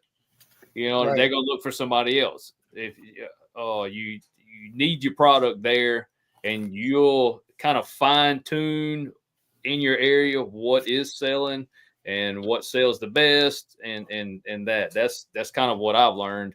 And that's like with the tongue and groove operation and I've talked to Craig several times. I mean, I had the equipment, but I wasn't advertising it because I wasn't using it. And I wonder why people didn't ever call and say, hey, can you make this or whatever? Now I started cutting and advertising, and it don't stay on, but sometimes less than 12 hours, and there's a few people trying to get to you to get it. Yeah, there's 2 things that I found that sell pretty fast, and that is 1x8s, 1x8s, and 1x10s, Yeah, and 2x6s. I hear you there, Lucas. I see you there. I had to put that up there. That's who's Traco I saw. That's a good buddy of mine. I get some trees from him also. He's got a way good sense of humor. Neil called me freaking out. He's like, dude, I'm in trouble. I know.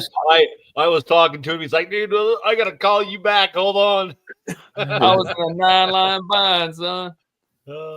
Well, the way we built our clientele, guys, was with the Facebook Marketplace. We started with dimensional lumber, then you just got to find a niche, because once you find your niche, people come, and Word of mouth. the word of mouth gets spread out there. Then we also had business cards made with our YouTube channel with a QR code on the back of our cards. So those people that are also buying from us can go to YouTube and watch this or our videos or whatever, because they get interested, because we go from the tree, cutting it down, dragging it out, to milling it, to selling it. And people are amazed to watch that in actual process, go through the whole process of how they got their piece of wood. But, we get a lot of repeat business, and it started with Marketplace, but now we built a reputation where people come out, they call us, or, we give them a card and they spread out the cards and word of mouth that way. Now, to be upfront, we have an Amish community about 12 miles south of us, and just about every other Amish has a sawmill. So you have to find either something they're not providing, which for us it's hardwood. They only saw pine for some reason. And the second thing that's helped us, we can't beat their prices. Their prices, they got a low overhead because they got 100 kids working for them. And they buy logs. I'm going to tell you right now, they buy logs. They pay more for logs than logs are worth. And then they charge less per board foot for dimensional lumber than we could typically take. But the one thing that we can do is we could take an order and fill it in less time than they can because we don't have 100 orders ahead of them. Right. And shoot, I lost track of what I was going to say. Oh, and our lumber is more accurate than their lumber. We take the time to make sure everything's level and everything's cutting straight. When you put a no-go gauge on one end of the board and put it on the other end, we have an accurate board. What is that sound? The big dog, Mr. Craig's Great Dane. So I see Vic's comment right there. It's like signs and tables, mantles, and carpenters. I have a good buddy of mine is a carpenter. Actually, a couple of them, and I've spoken to them, and they buy a decent amount, especially they have a shed build or something like that. And then I just talked to Kenny Gunn Thomas, and he's got the CNC machine, and he makes signs. He's in the process of once I get the wood to him, we're going to make a sign to get to my place, because you know where I live. You kind of need directions to get in there. So I'm gonna put some signs up and do the epoxy in them, so people that to do the signs and the tables and stuff. I mean, that's and you know just as well as I do. Like he was saying, there down here, there's a sawmill every quarter mile. There, I mean, everybody's got sawmills down there. now, when I first started off down there in Mississippi, that wasn't the case, and I was crushing it down there because I was the only one who had black walnut and all these unique species. I wasn't going to cut just pine. But here in Tennessee, I've been building my dad's business up here for years and years, and every business you're going to start on a sawmill is going to be slow. And I always tell people, you need to have a place to store your wood, and you need to start cutting. Just cut for the first year or two, and then you're going to have a large enough inventory so when people come out to see your business, you will have it all. We've got a 64 by 84 foot barn here that is slam full of wood of every species you can imagine, of every size.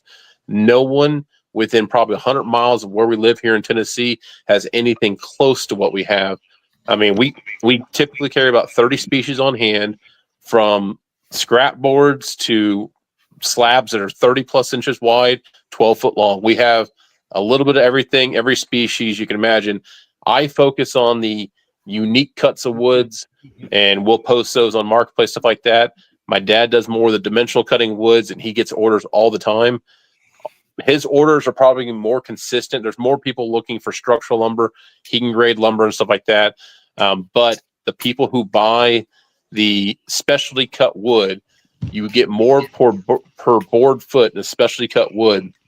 So if you have the area to store that wood, you potentially are sitting in a large inventory and a large pot of money. And that's what we try to focus on, is like have the weird stuff that no one else has. And that's been working out very well for us. Yes, find that niche. And when you're starting out, there's going to be times that you feel like you're cutting. You're not making any money cutting when you're first starting out. You're storing wood and you're cutting a lot of wood, but at first you may not have a whole lot of orders. You just, like Thomas said, you got to build that wood up, and the longer it's cut, of course, it's drying also. Right. Hey, Craig. Yeah. Tell us your customers. How do you get your wood? How do you sell your wood? Because I know yours is totally different than most of the rest of us. I'm in a different freaking world kind of from you guys too. Yep. But I'm doing full time. So right. I don't keep an inventory because I don't have a never ending supply of logs out back. But at the same time, that's my bank out back, and I turn it into money when I need it. So the guys I'm working with, I'm 99% of what I'm doing is all in-house. So everything's already paid for, and I just get All right. list after list, and Already sold. yeah, it's already spoken for. You do a lot of timber frame stuff, don't you? I do a lot of timber frame stuff. So you're cutting mostly beams and timbers for timber frame houses. Yeah, I'm cutting a lot of posted beams and a lot of 1x material. And you also have the planer that does the log siding and the tongue and groove siding. Yep. Yeah, it keeps me very busy. Paul, you guys got a ton of inventory, don't you? Quite a bit of inventory drying. Yep. We don't sell got- too much. Well, you got like 50 acres, right? Drying. Yeah, it seems like it. So Most are of you the logs planning on ever selling any of that, or are you just Yes, eventually.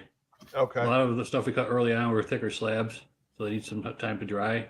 So probably this summer we'll start selling it, because they've been cut for at least a year now, if not 2.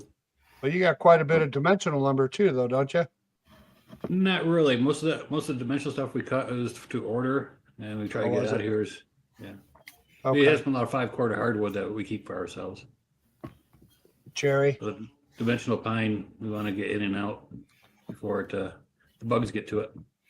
Are you getting any calls for cherry? Not much for cherry lately.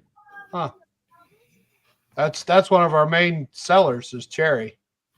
I'm cutting up a lot of it because we have a bunch of pile of old logs I've been going through, cutting off the bad parts and trying to get salvage something out of them. Yeah. A lot of this cherry is the best because it stays good longer than most other woods. Right. But Now- it becomes dusty when you saw it. Yeah. Dry. Now, something that I come across recently, we talked about this on the last live, was that you had all these places down in North Carolina that got flooded during that hurricane, and they couldn't cut lumber to rebuild with from sawmills. So I was talking to a code enforcer up in our area right here, and it's always been the thought you can't build with rough cut lumber, and that's totally untrue. If you can get a grader to come in and grade your lumber to number 2 or better, you can build with rough cut. It just has to be graded. And see down here where I am, it doesn't have to be graded. It's just, I guess it's a local thing wherever you live and located. Down here, it doesn't have to be graded. It just has to be full dimensions to be able to build with it. Like my house is full 2x6s, which is a whole lot heavier wood than of your store bought. Who's beeping? Right, but a lot of people was under the understanding you can't build with rough cut. Right. But Home Depot's wood is graded before it ever goes to Home Depot. It's graded first, and it has to be number 2 or better to build with. You can get rough cut lumber graded, and once it's graded and stamped as number 2, you can build with it. Right. Have you ever tried to get it graded? All you have to do is hire a grader. There is. Right. Have you ever tried to hire a grader? My dad is. Oh, Not well, for- that works. Not And for- see, I kind of looked into that schooling where Mr. Tom went, Thomas's dad, to do that. Mississippi don't offer it, and I don't know if they even recognize it. The state of Tennessee does. I do know that because I'd look and see if Mississippi even offered that. Because didn't he go to the college and take that course, Tom?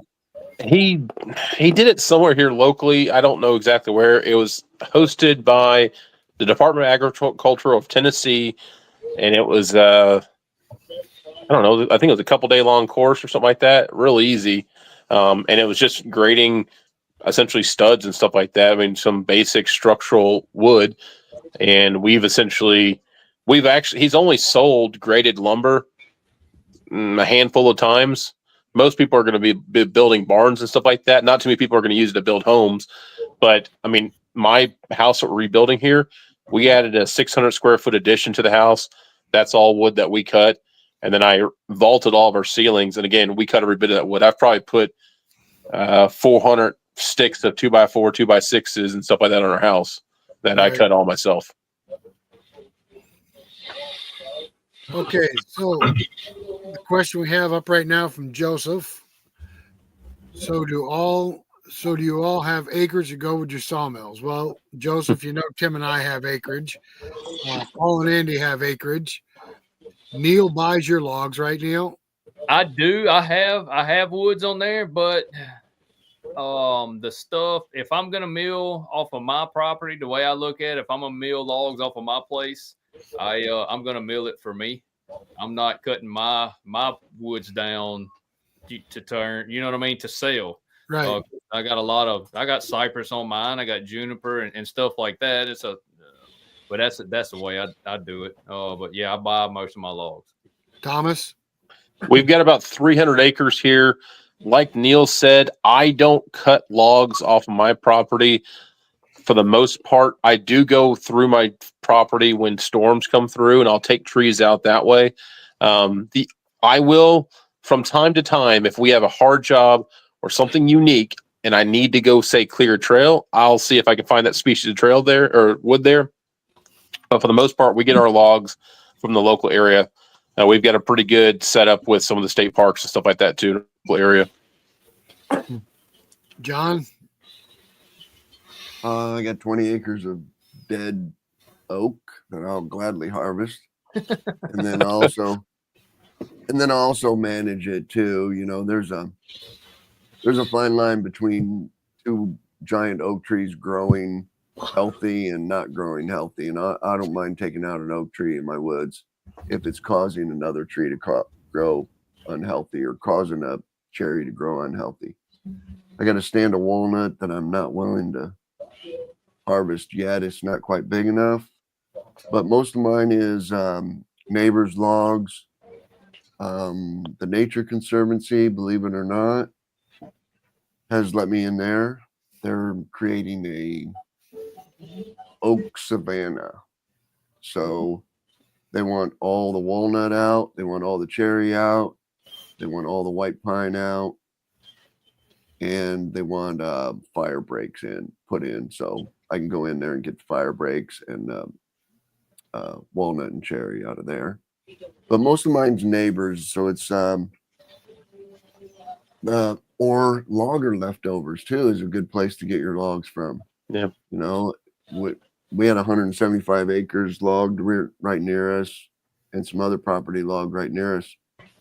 And I can go in there and get the 5 and 6 foot pieces that they didn't want to take, you know, or the Y pieces or the scraps, just scraps left over by loggers, you know, and that's you're not getting the great, you know,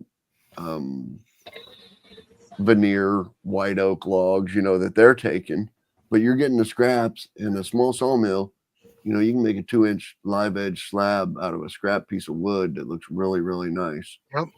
You know, from scraps left over by loggers that they don't want to take. And I tell you what, them short pieces will also make. That is probably the easiest thing to cut on a sawmill, and that is easiest to sell. Mantles. Yep. I've got nice mantles. And then, but I'm the same way with storage and who I sell it to. I've never advertised. I advertised one time on Facebook, and I wanted to trade some white oak for some cement blocks. It's what I needed, cement blocks. I want to trade white oak, you know, but other than that, I just don't advertise on anywhere yet. It's all been word of mouth. And I've just now, after 4 or 5 years, gotten my inventory, you know, to where I have enough kiln dried lumber, you know, in my barns to start selling, because I don't want to advertise that I have walnut 2x6s or 1x6s or 5 quarters or anything like that, because when somebody shows up and they say, man, I want this piece of walnut, this piece of walnut, and this piece of walnut, but I need a piece of white oak to make bow ties in there. You have any white oak kiln dried? I can't say no. You know what I mean? Because then they go somewhere else. So I've got to have the cherry, the white oak, the white. I've got to have all those hardwood species. So when somebody shows up, I've got it in 2-inch and I've got it in 5/4, you know, and I've got it in 1-inch, and I've got all the species. That was what I've been waiting on. Craig, I'll trade y'all some pine for some of that walnut. If you chip it up here, I'd trade you. I guarantee No, y'all got hardwoods up there. I could sell the pine. There was a guy No. came down here. He was working in Florida, and he come by my place and bought. He was from up your way, John. He's up there somewhere in Illinois, and he said, "Man, I don't have any pine." He's building this huge barn and was adding on to it and everything else. He said, "I need 2x4s," and he bought like 200 or 300 2x4s from me and trailered them juggers all the way to Illinois. So I've had that's probably one of my furthest orders that somebody's bought pine, besides the guy that hauled my load of pine last week. He hauled that jugger 800 miles back to Southwest Texas. He dropped the trailer off, and I loaded him down, and he went, and that was one heck of a load right there. that guy from Illinois wasn't 2 hours south of Chicago, was he? No, he wasn't. But 3 hours south of here, you know, they got all the southern yellow pine, you know, that you want. But up here, there is no yellow pine. You know, it's all white pine. The pines are so thick down here. Thomas knows this time of the year, you go inside, your car is one color, you come back outside the next day, and everything is yellow. It looks like yellow. Everything's dusted. Just everything. I remember those days. Golly, it's crazy. A Craig, tree when you cut it down, it just poof. Yeah. Craig, what's your source of logs? I buy local logs off the forest here. What's this question, Joseph? What do you mean?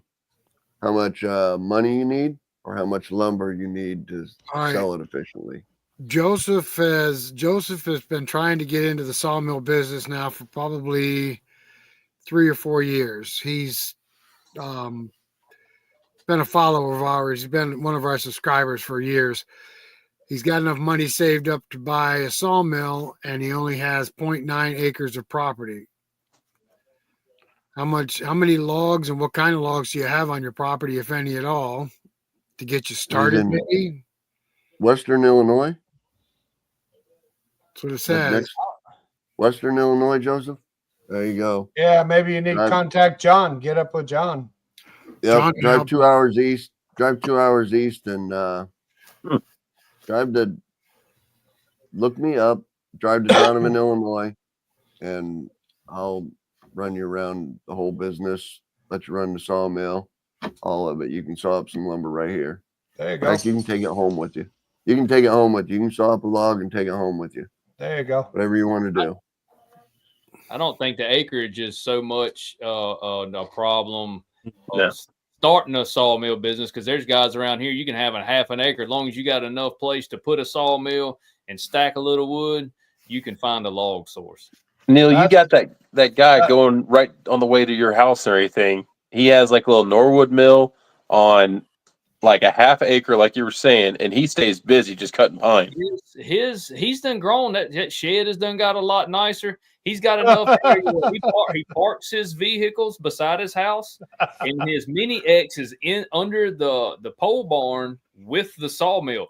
And when he cuts his cants, because he stays busy, but he cuts his cants and just stacks them in the back of the shed. So he's got pine cants, air stacked. So when people come and want a pine order, he just grabs it with his mini X and sets it on his mill. He don't have no place.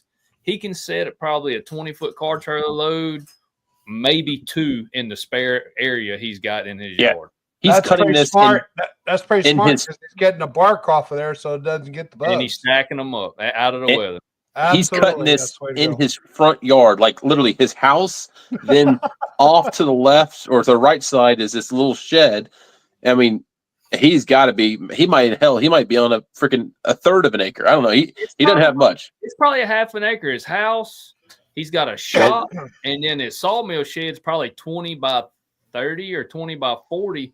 and he can push mow his yard probably in 30 minutes, 20 minutes. Well, Like, Rick just did it. Rick did a video on that. What you need when starting up a sawmill, things to think about, and a place to store your wood, a place for your logs, a place for your sawmill, to make sure that the ordinance of where you live will allow it. I mean, there's a lot of things to consider. You just can't. Some people just put a mill out there, but But on his question, I don't think he was talking about to only have 0.9 acres. It's not really the acreage that is matters. Yep. Right. If you got a source of logs and you have a little area to store the logs and store the cut wood, you're good to go. You didn't ask Paul about their property, Rick, where they get their trees. No, the question was, how much property do you have to have? I think is what the question was. And I we were talking about. I we were talking about misunderstood if you harvested logs off your own property, and we never got to Paul. Yeah, you didn't get to Paul. How much do you need sawmill business to operate? Wait a minute, I'm going back on the questions. It's right there. I put it up already. Yeah, do you have some acres to go with your sawmills? But I don't think I took the question wrong. I thought he meant for a source of logs. Oh, I think I took it wrong. But I did mention Paul and Andy. I know they take their own timber, and you have a tree guy that you cut wood for too, don't you? Yes, we also buy logs from him as well to get some more unique logs that we don't have. How do you not have unique logs? What do you buy? For example, he's supposed to bring up this week some northern white cedar, which we just don't have around here, but he's got access to. Cherry? So, no, we don't buy cherry, no. Cherry? Did I hear cherry? Cherry comes down and we cut it up. We got cherry coming out of our ears up here. That he does. Bearded lumber. Actually, white pine is. I see nice white pine. I like that better than cherry, but. Yeah, we got some big white pine on our property. I actually like cutting white pine, but I just can't take the pitch that comes off the ends of it. My God, it's a mess. Oh, up in the summer. It's bad when you set that yellow pine on there. You get a fresh cut log and set it on there, and it's actually dripping from the ends. Yeah. I did a video. I don't know if I did it. It was a short or a long form a few months ago about when I get my pine logs, especially in the summertime, is stack them up and let them bleed. Because that log will sit there and eventually that sap runs out, and you'll take a lot of that extra sap, that pitch out of that tree to where you can mill it a whole lot easier. I made the mistake of putting a fresh cut white pine on the mill at the end of the day because I got to cut it in the morning, and I sat there overnight and there's a puddle of sap underneath on the slab. Yep. I mean a puddle. He's not joking. Yeah. Go back to bearded lumber right there. There's what we need to have on you. When you coming on this show? I mean, he's going to come next time when you guys want him. Yep. Cutting them big yellow pine logs, big 40-inch white pine logs. I didn't even ask the rest of these guys if you wanted to go on your show, but Geez, John. When you coming on Geez, show. John, don't you ever watch our channel? We cut those up. A 40-inch? I know. I'm just, 30, don't you ever watch 36. bearded lumber? Don't you ever watch bearded lumber? No, I haven't. No. No? Oh man, huge YouTube channel. We're busy fellas since this steak business has got started. Big YouTube channel. What do we do? What do we do today, Tim? Do you really want me to say? Well, what we cut down today? We cut down a big hard maple and a big cherry. What we cut the maple down for? Steaks. That's crazy. It's steak out. It is a stakeout. That was a good one. I like that. I'll put a big sign out. You have now reached a stakeout. Yeah, I mean, it's going crazy. I mean, I love it. Don't get me wrong, but working 2 8-hour jobs a day, that's getting a little bit much. Yeah, I got that. You seen that video, didn't you? On how I cut mine, and that's the fastest way I know to produce maximum amounts. Because I mean that one order I did this year was 20,000. And that my other customer didn't call this year needing them because they're getting 2 to 3, sometimes 4 years out of them things. Well, you're not wrong. $10,000. I mean, if we keep going like we are, we're going to hit it. I mean, wow. That Yeah, video, Neil, started all this. Hey, that's what I put them there for. Because it was a nasty, cold, snowy day. We just got finished. We're sitting having a cup of coffee in Tim's house, and he flips on the channel. Oh, here's Neil. Let's watch him. And that started it. And there it goes. The rest is history. Huh? The rest is history. Or we're still making hit. Stay here, Joseph, because right at the end, that's the last segment, isn't it? Oh, second to the last segment is getting started cheap. What I say, Craig? Don't be scared, right? Don't be scared. Just do it. Don't Just be do it. scared. I heard all about that, Craig. All day Friday, I heard about that, Craig. All day Friday. All day. So where are we at? Taking your sawmill operation portable. Anybody portable? How many of us are portable? I do Neil? mine. I do. Neil is. Thomas isn't. No. On occasions, I've done a few jobs portable. I mean, I got my hourly rate, and if you gotta when you do that portable job, you have to take into consideration your sawmill first off. Another your sawmills. They have to if they don't have a way to handle logs, you got to bring your equipment there. That's another charge. If they want you to stack lumber, I mean, I charge by the hourly rate. So whether I'm stacking wood or sawing wood, I mean, that hourly rate's that hourly rate unless they provide someone to do that, or you bring someone else and provide that service for them. Yep. There's all your log deck utility trailers, log arch. All that's extra. All that's extra. Yeah, going portable takes a whole lot more equipment. Well, Thomas brought up a good point on his video that he made, that not only do you pay for the sawmill, but you got to think about everything else that you need to get along with that sawmill to operate it. And that's going to be an extra cost. So that's something else that you need to take in consideration when you buy a mill. Right, Thomas? Yep. That's right. Correct. That goes from your truck all the way to the sawmill. Absolutely. Like Neil uses a fire truck and a triple axle trailer to haul his crap. Hey, everybody sees me coming down the road. It's 89 Chevrolet. It's lime green. Oh yeah. Does it have a muffler on it? Oh, I got some. It's got a muffler. It's going. Now, all those tools you keep in your sawmill shed, you got to take those. Your hand saws and your grease guns and your chainsaws. Rags, spare belts, towels.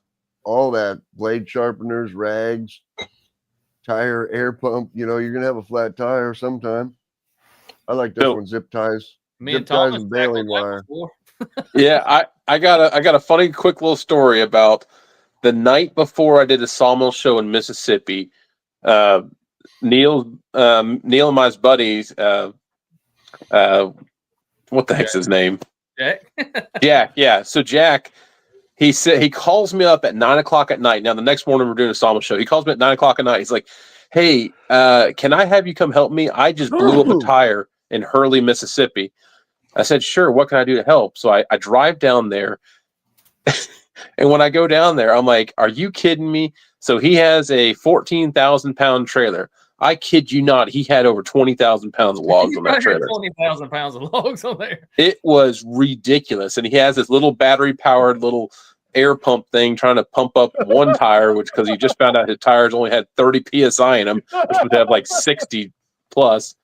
But we jacked that sucker up on the side of the road, and it was sketchy as all get out.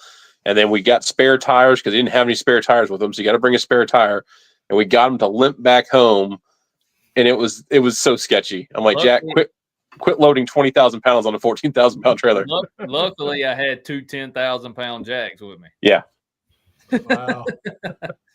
That was crazy. That's the first night I met Jack. Yeah. All right, sawbucks. One thing I don't see on there that I use is the log scale. So I got to keep track of all my Oh, the materials. scale? A log scale. Yep.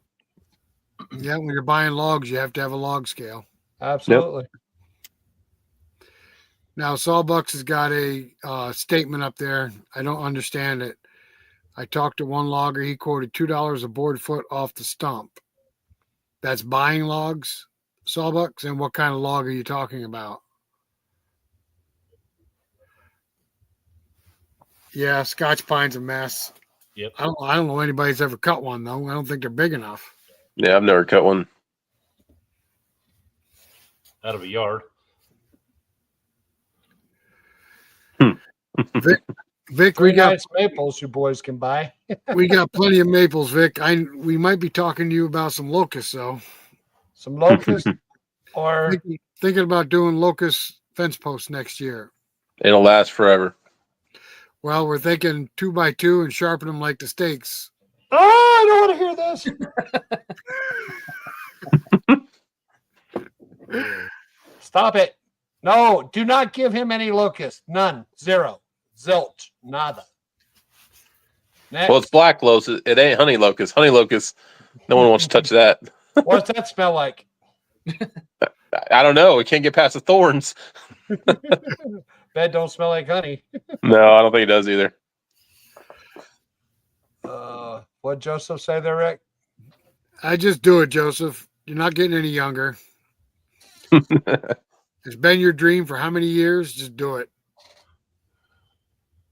Unless his favorite color is orange. Salted maple steaks.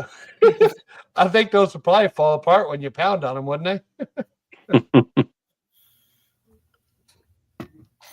He said that's his dream, Rick. Make it a reality, Joseph. Do it to it. Yeah, absolutely. Pull the trigger.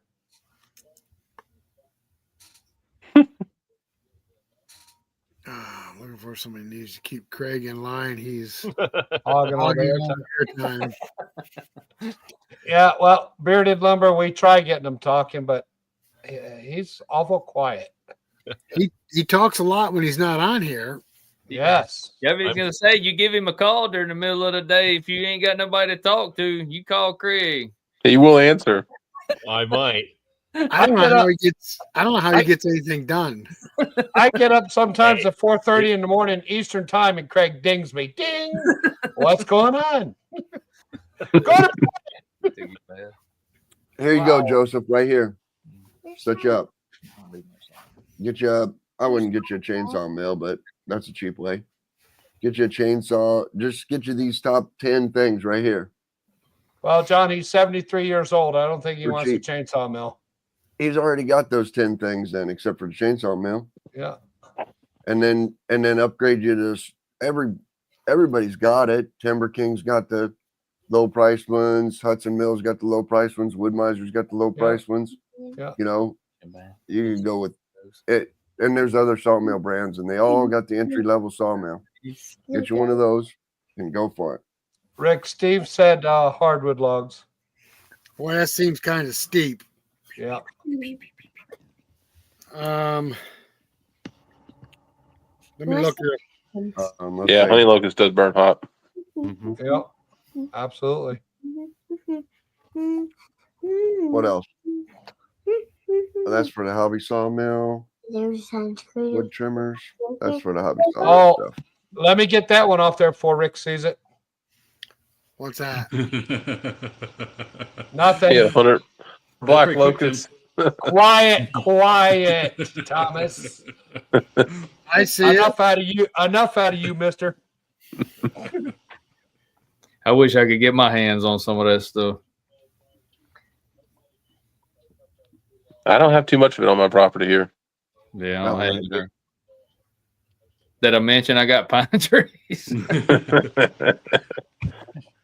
I almost feel sorry for you, Neil. Not. Yeah. Oh man. But Neil, I mean, you turn a lot of pine out though. Oh yeah, I turned some pine now. That's for It's sure. the most boring No, thing no. to cut. I But was I'm gonna glad say I I got couldn't. I'm glad I got that mill though, because now I can get that done a whole lot faster. Hmm. That 1600 mill, I put it to its complete pressure test. I can promise you. Mm-hmm. Well, Thomas, at least he's got a little bit of That's- difference. He has the pitchy pine. He has the pollinated pine And the potted pine, and the potted pine. potty pine. Oh, Man, boy. I would be bored cutting pine all day. Man, I couldn't even imagine. Well, when you're cutting it like that, you think about it so much. You're actually thinking about every pass, how much it's actually making. Like that board's $10. That board's $10. That Yeah. board's $10. So Neil, it's exactly what I was just thinking with the spruce. It's just freaking dull. It's just rolling. Yeah, you think like, well, if this Deal. one log right here, that just made me $300. So let's Yeah. put another one on. Yeah. So, Thomas, you said you had Yeah. several species of trees on your property. Yeah, so I did a video a couple weeks back and everything, and we covered about a How's it 5 doing? acre, maybe a little bit bigger area than that. And I think we came up with like nearly 17, 20 species just in that little area.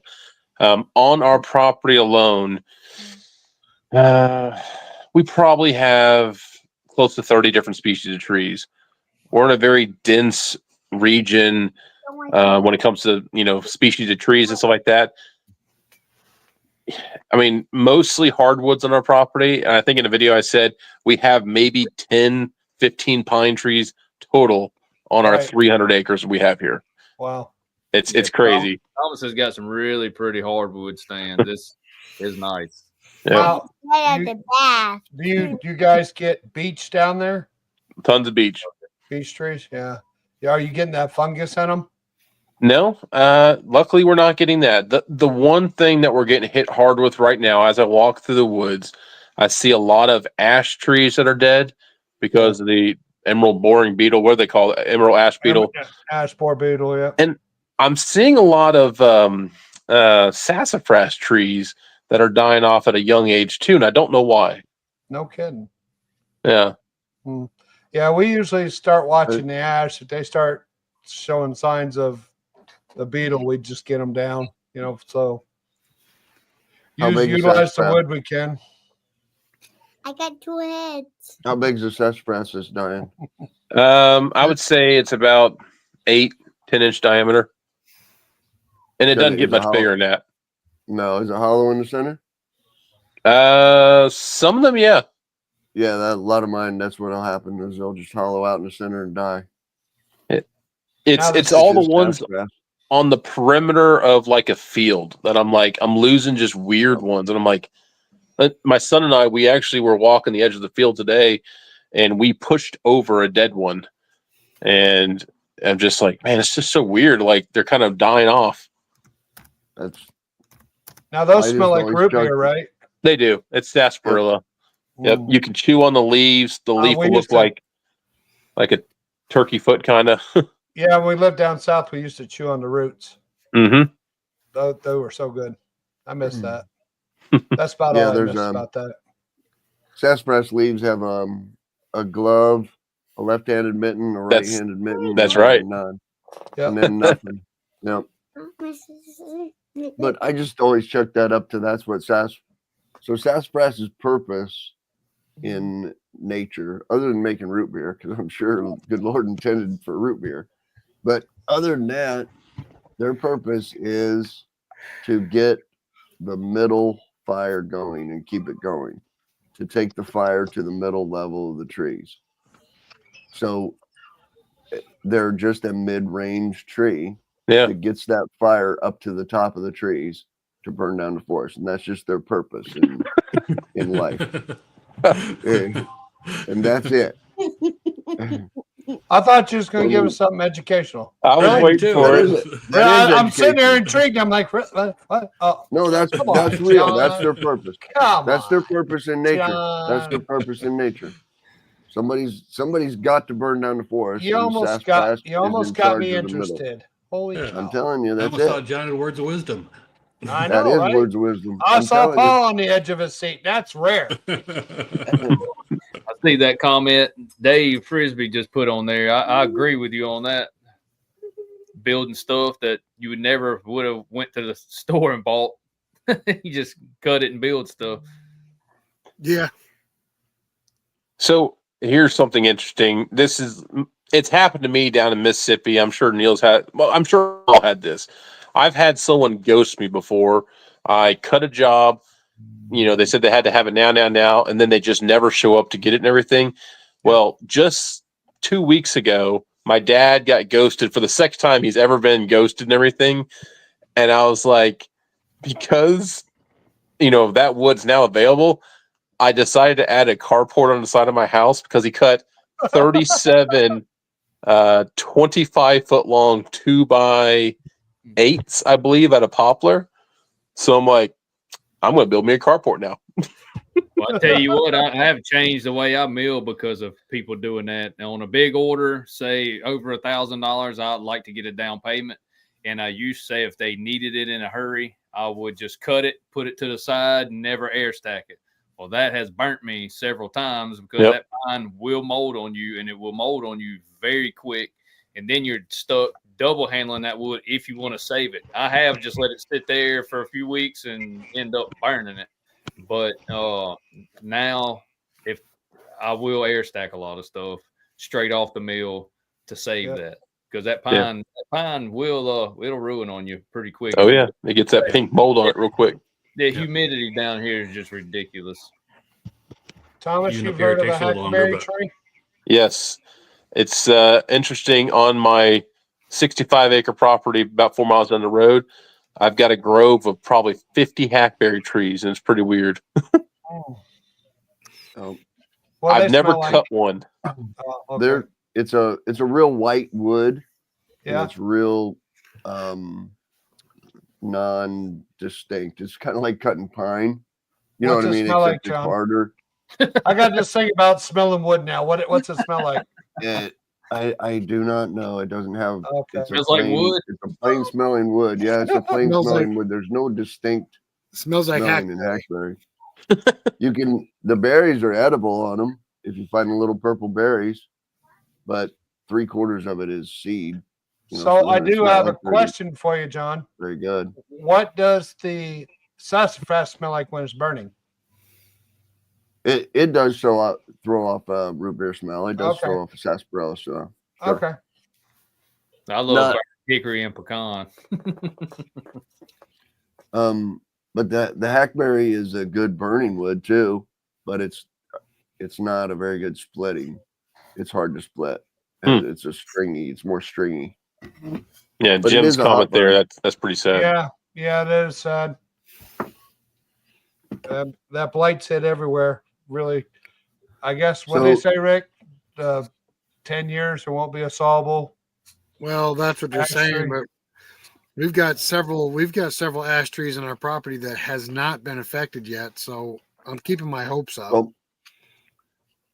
Well, if you have ash that hasn't been affected yet, there's a lady in Iowa. I'll find her link on YouTube, and she has found a strain of ash trees that is not only immune to the beetle, but it kills the beetle larva. The Really? tree actually kills the beetle larva. Huh. I saw that lady too, John. Yep, and she's making seeds off of that tree or sprouts off of that tree, and is propagating them like crazy, and gonna hopefully repopulate the ash tree. So Oh, good. it is not a totally lost. So Now- she what, selling like seedlings or something, or? No, she's like with the Nature Conservancy Oh, or okay. the government or some nature preserve, and they're just gonna populate the ash trees again. Good. Well, we've been watching our ash pretty close. So Yes, we have, John. And John. we have several. John, that have- what John yes. wasn't even saying nothing about anybody's ass. I never said nothing about nobody's Ash, ass. Ash. He said Ash. Come on. Yeah, sure he did. This is a family show. Come on now. And we have several that have not been affected yet. I'm surprised. I mean, we've lost a lot too, but we've got a lot that's still going strong. Well, she asked in her video, it's on YouTube, I'll find it for you. She asked in her video, everybody across the nation, if you have an ash tree that's still living and showing no signs of the ash borer beetle, they want you to contact her and she'll send somebody out to test it. Oh, cool. Yep, she'll send somebody my out to see fault. if it's resilient. Send us Oh, that it's- link. My pa-in-law has several green ash on his land that is doing just fine. Plus, we Yep. live in the swamp, so they grow around our place anyway.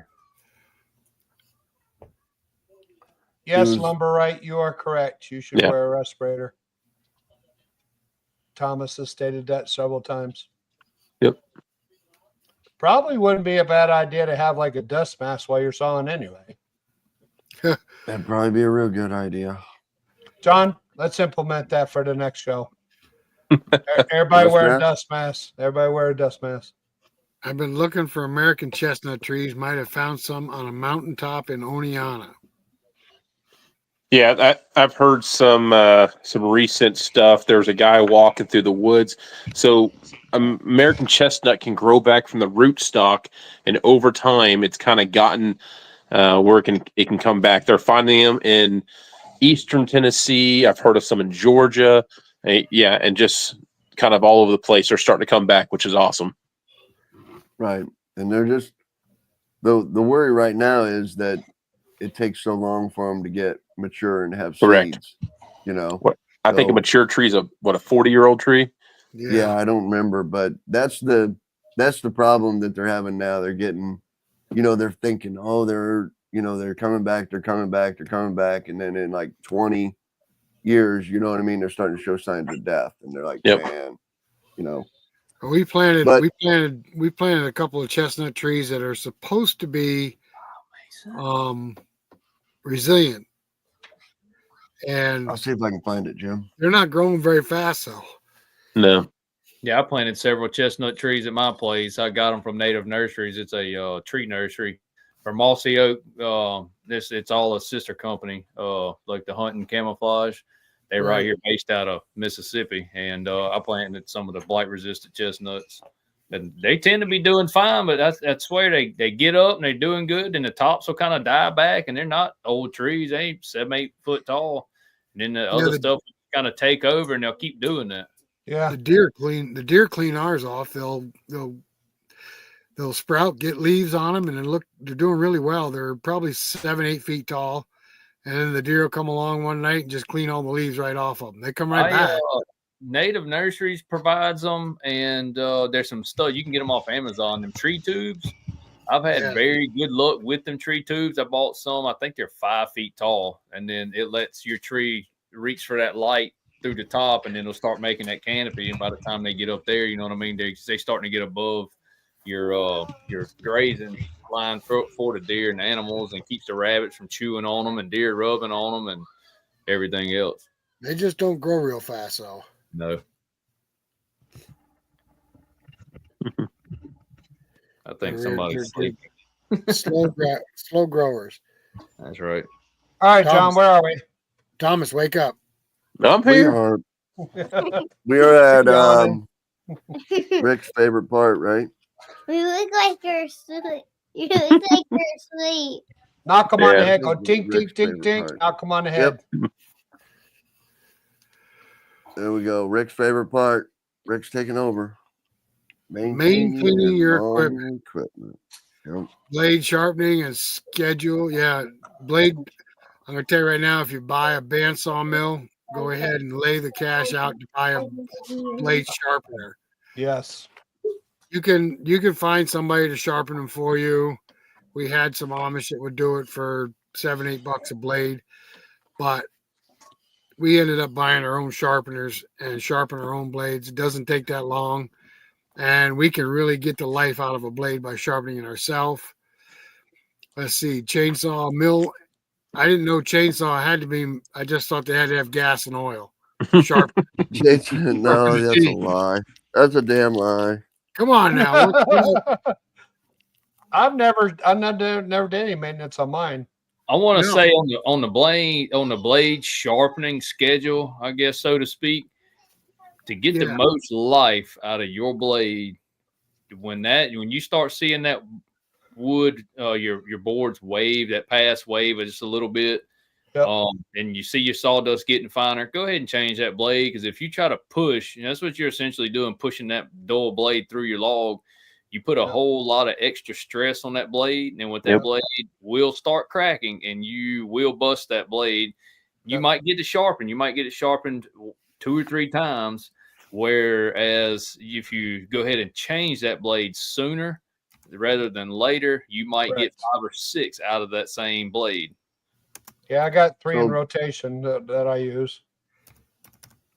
So I'll go one further with that. If your wood is waving, then you've gone too far already with the blade. I agree.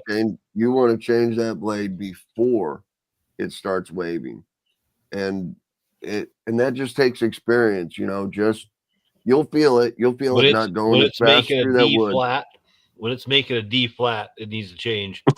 Yep. And another thing, after you get them, you can get them blades, you get them sharpened and get them back, and that blade not cut right.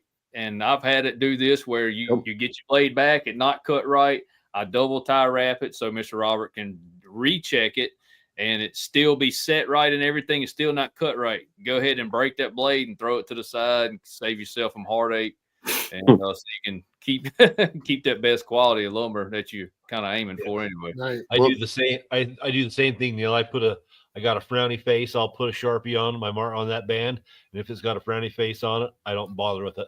I mean, I've got a box of blades. At the beginning of this year, I think it wasn't but 6, but they were not cutting right straight out the box. And I brought them up there, had them reset, sharpened, and they still were not cutting right. And I didn't use none of them blades. And that's kind of when I went over to the 739, 736 turbos or whatever they are. 747. No, the smaller one. They're the 739. Yeah, the 39. And to me, that's by far the best blade for the wood I cut, by hands down. I've taken a blade that I've sharpened myself, and thought, man, that doesn't feel right. And you make 1 or 2 cuts with it, and you're like, yeah, that just doesn't feel right. I'm gonna try that again. Take it right back in, sharpen it again, set it again, and bring it back out the next day and try it again. So it's not all, it's not always good luck with the blade sharpeners. Or at least I don't have good luck with the blade sharpeners. And as soon as that blade goes in that log, you can tell it ain't cutting right. And if it sounds like it's binding up or whatever, 9 times out of 10, you walk over there and put your hand on it. Of course, shut your mill off and put your hand on that blade. You'll have excess heat. Where that blade's not riding true. But you can get 11 sharpenings out of a blade. I can. I think you can get 10, 11 sharpenings out of a blade. Yep. If you're easy, well worth it. Depending on how you're sharpening it and what type of sharpening system. But yeah. Nope. Well, you can't grind right into it. You got to be easy with it. Sharpen it. Just barely rake the teeth. You barely touch it. And I like to sharpen it. What is that? MS2. What is that Robert's got, Thomas? Yeah, it's the same one I got, and I always say that it's a BMS 250.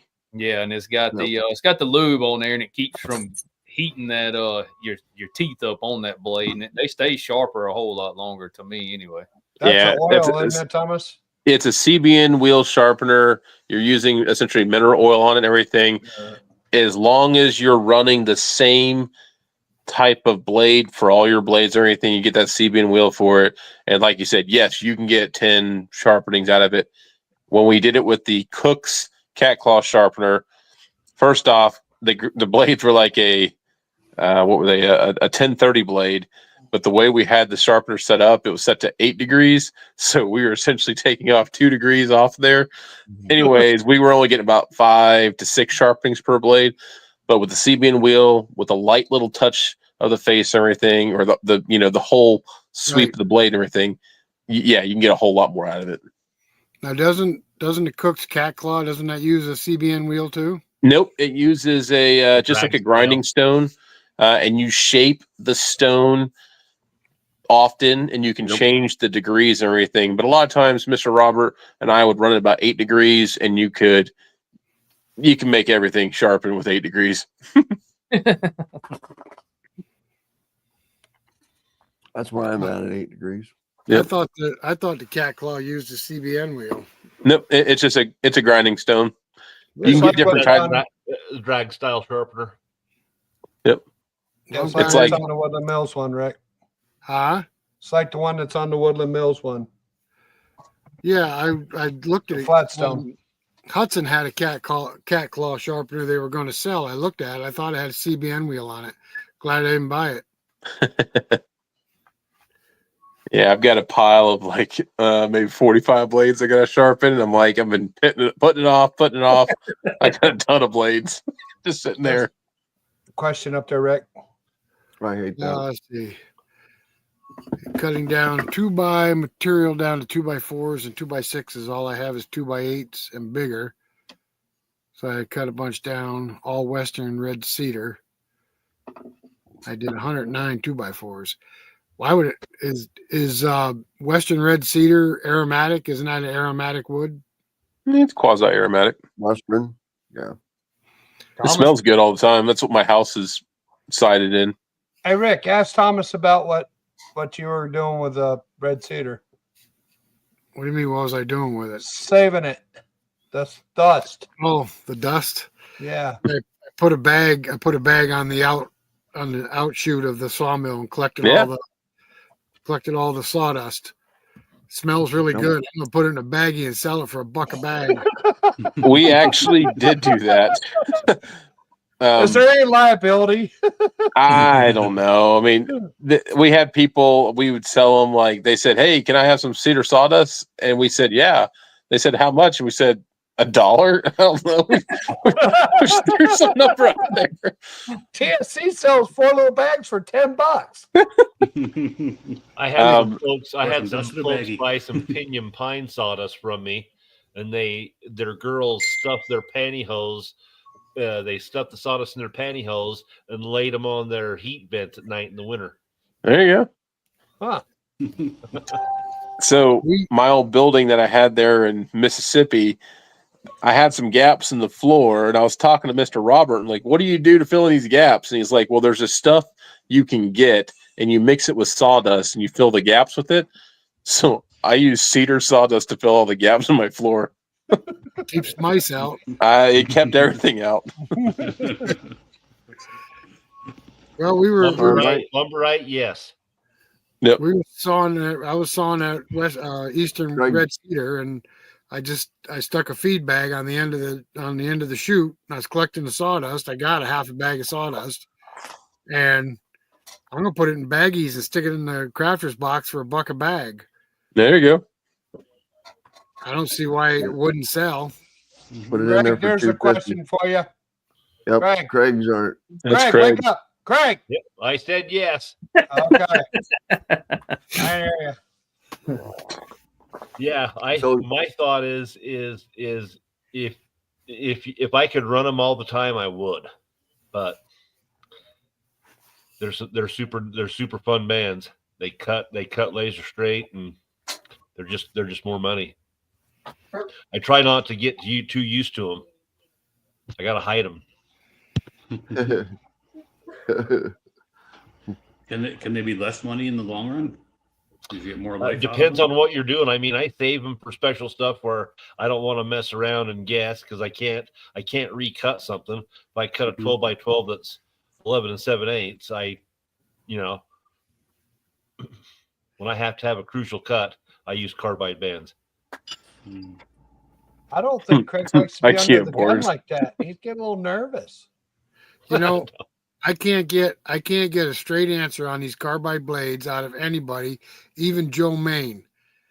Is it worth the money for the carbide blade versus how far they'll go before they have to be sharpened and how long the band can run? And Yes. all I keep getting is the runaround. I'll tell you, yes. I save my carbide blades for specialty cuts on the crazy wood that may or may not have nails in it, or just like something stupid wild. When we cut some 36, 38 inch wide black walnut slabs, I ran a carbide blade on it because the price of those slabs, 12-foot long, 36, like I said, to 38 inches. Yeah, I ran a carbide blade, and it was less finish time for me on the wood afterwards.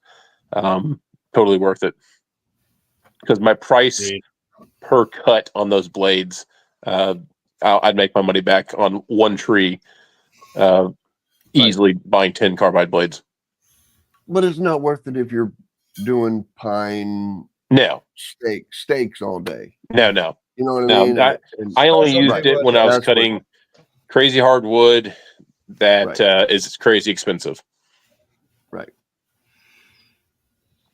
Okay, well, that's the thing is if I can go 10 times further with a carbide blade than I can just a regular double hardened blade, and I can get as many sharpenings out of that as I can the double hard blade, then okay, maybe it'd be worth it, but I can't get that straight answer. Do you cut a lot of rock maple up there, you said? We cut a lot of sugar maple. Okay, but Yes. do you have rock maple? That's rock maple. Sugar maple Okay. is hard.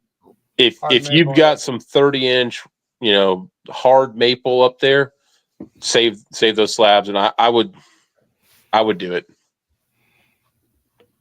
Well, 30-inch maple, you're dreaming. Oh, they don't have that big up there? No. Oh, okay. but Then they're never rotten in mind. the middle. Oh, listen, Miss. Oh, we got 30-inch all over the place. Yeah, I mean, I've got a maple tree out here that's 50, 60 inches in diameter on my property. I call it the tree of life on our property. You'll find them in people's front yards and stuff, but not in the woods. Yeah. Back at sometime around the mid 90s to almost 2000, they had a run on hard maple and cherry. And I'm surprised there's a tree standing after that run because we were getting $5 a board foot for boards. Wow. Green, rough sawn. And it was all going to Japan and Germany, from what I understand. Yeah. Now You got live oak there in Tennessee too? No, we don't. Not here. That's down in Mississippi, Southern Live Oak. We got it here. Yeah.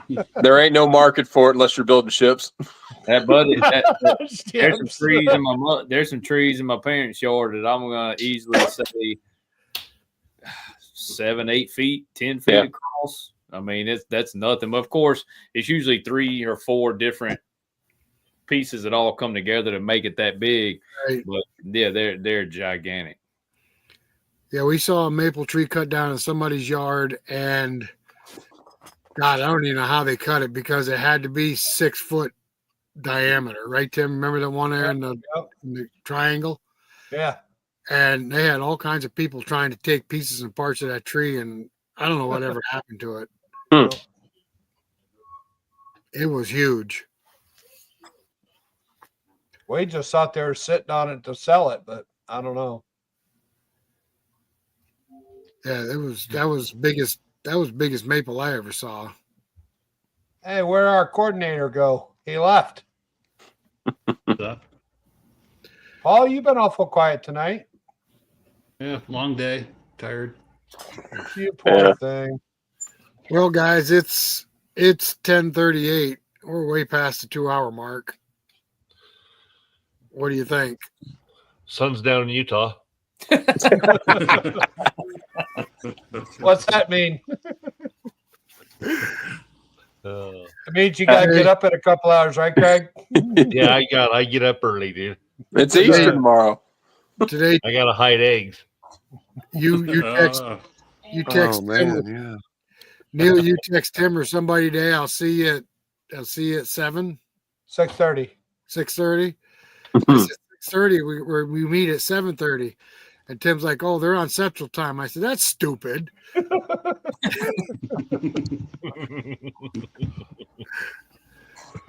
John, we're getting ready to shut it down. You got Getting anything ready to to shut close her with? down. Yeah, we've been on here 2 hours and 39 minutes. 26 seconds. That works. We made it all the way through the schedule. Did we? That's the first. We made it all the way to that's the last one right there, the maintenance schedule. Okay. I saved that, the best for last right there. That's, Checklist, lubricants, greasing points, tools, fuel. I mean, it's storage. just maintaining you've got to maintain the engine, you've got to change the oil, you've got to change the belts, you've got to, and you've got to know when you did that, or at least I do. You know what I mean? You've got to know how many hours ago I changed the belts, or how many hours ago I changed the oil, or even if you do it like the last one says seasonal, and do it once a year or twice a year, or however much you're using it, You guys don't put your date on your oil filter? I use a paint pen and write on my oil filter and my fuel filters on my tractor, my sawmill, everything that's got that kind of stuff on there. I write it with a paint pen. So everything I got has its own book. You're writing its own book right with it. Oh, good Lord.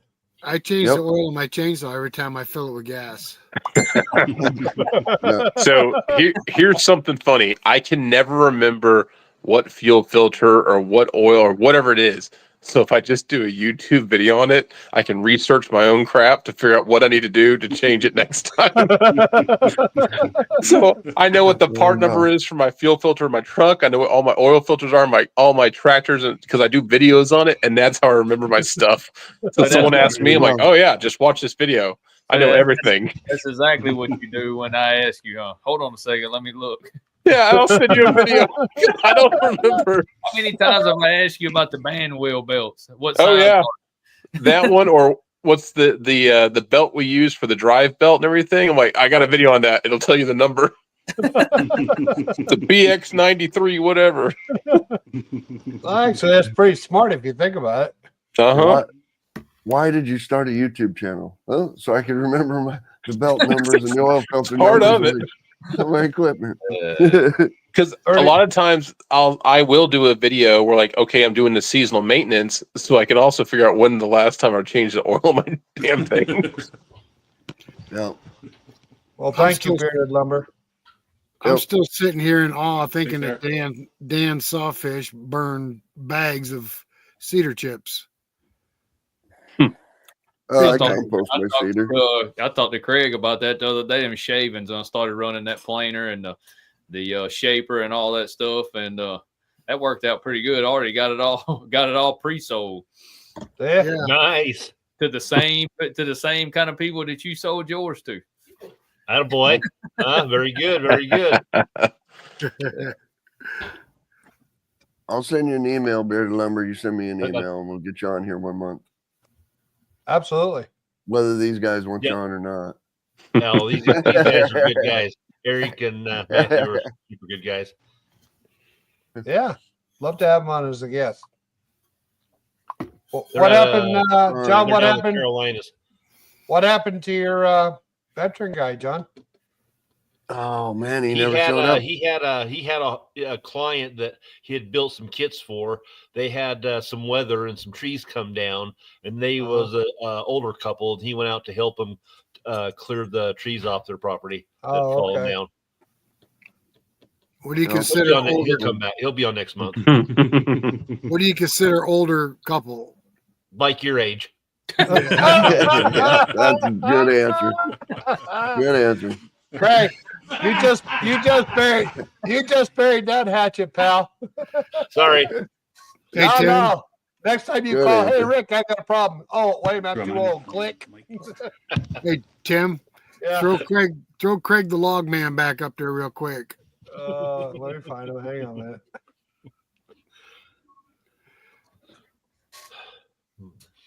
a minute. That's not Boo. Craig. I didn't do that, John. Leave it alone. There. Craig, I'm gonna go out there and take this stick to him in just a minute.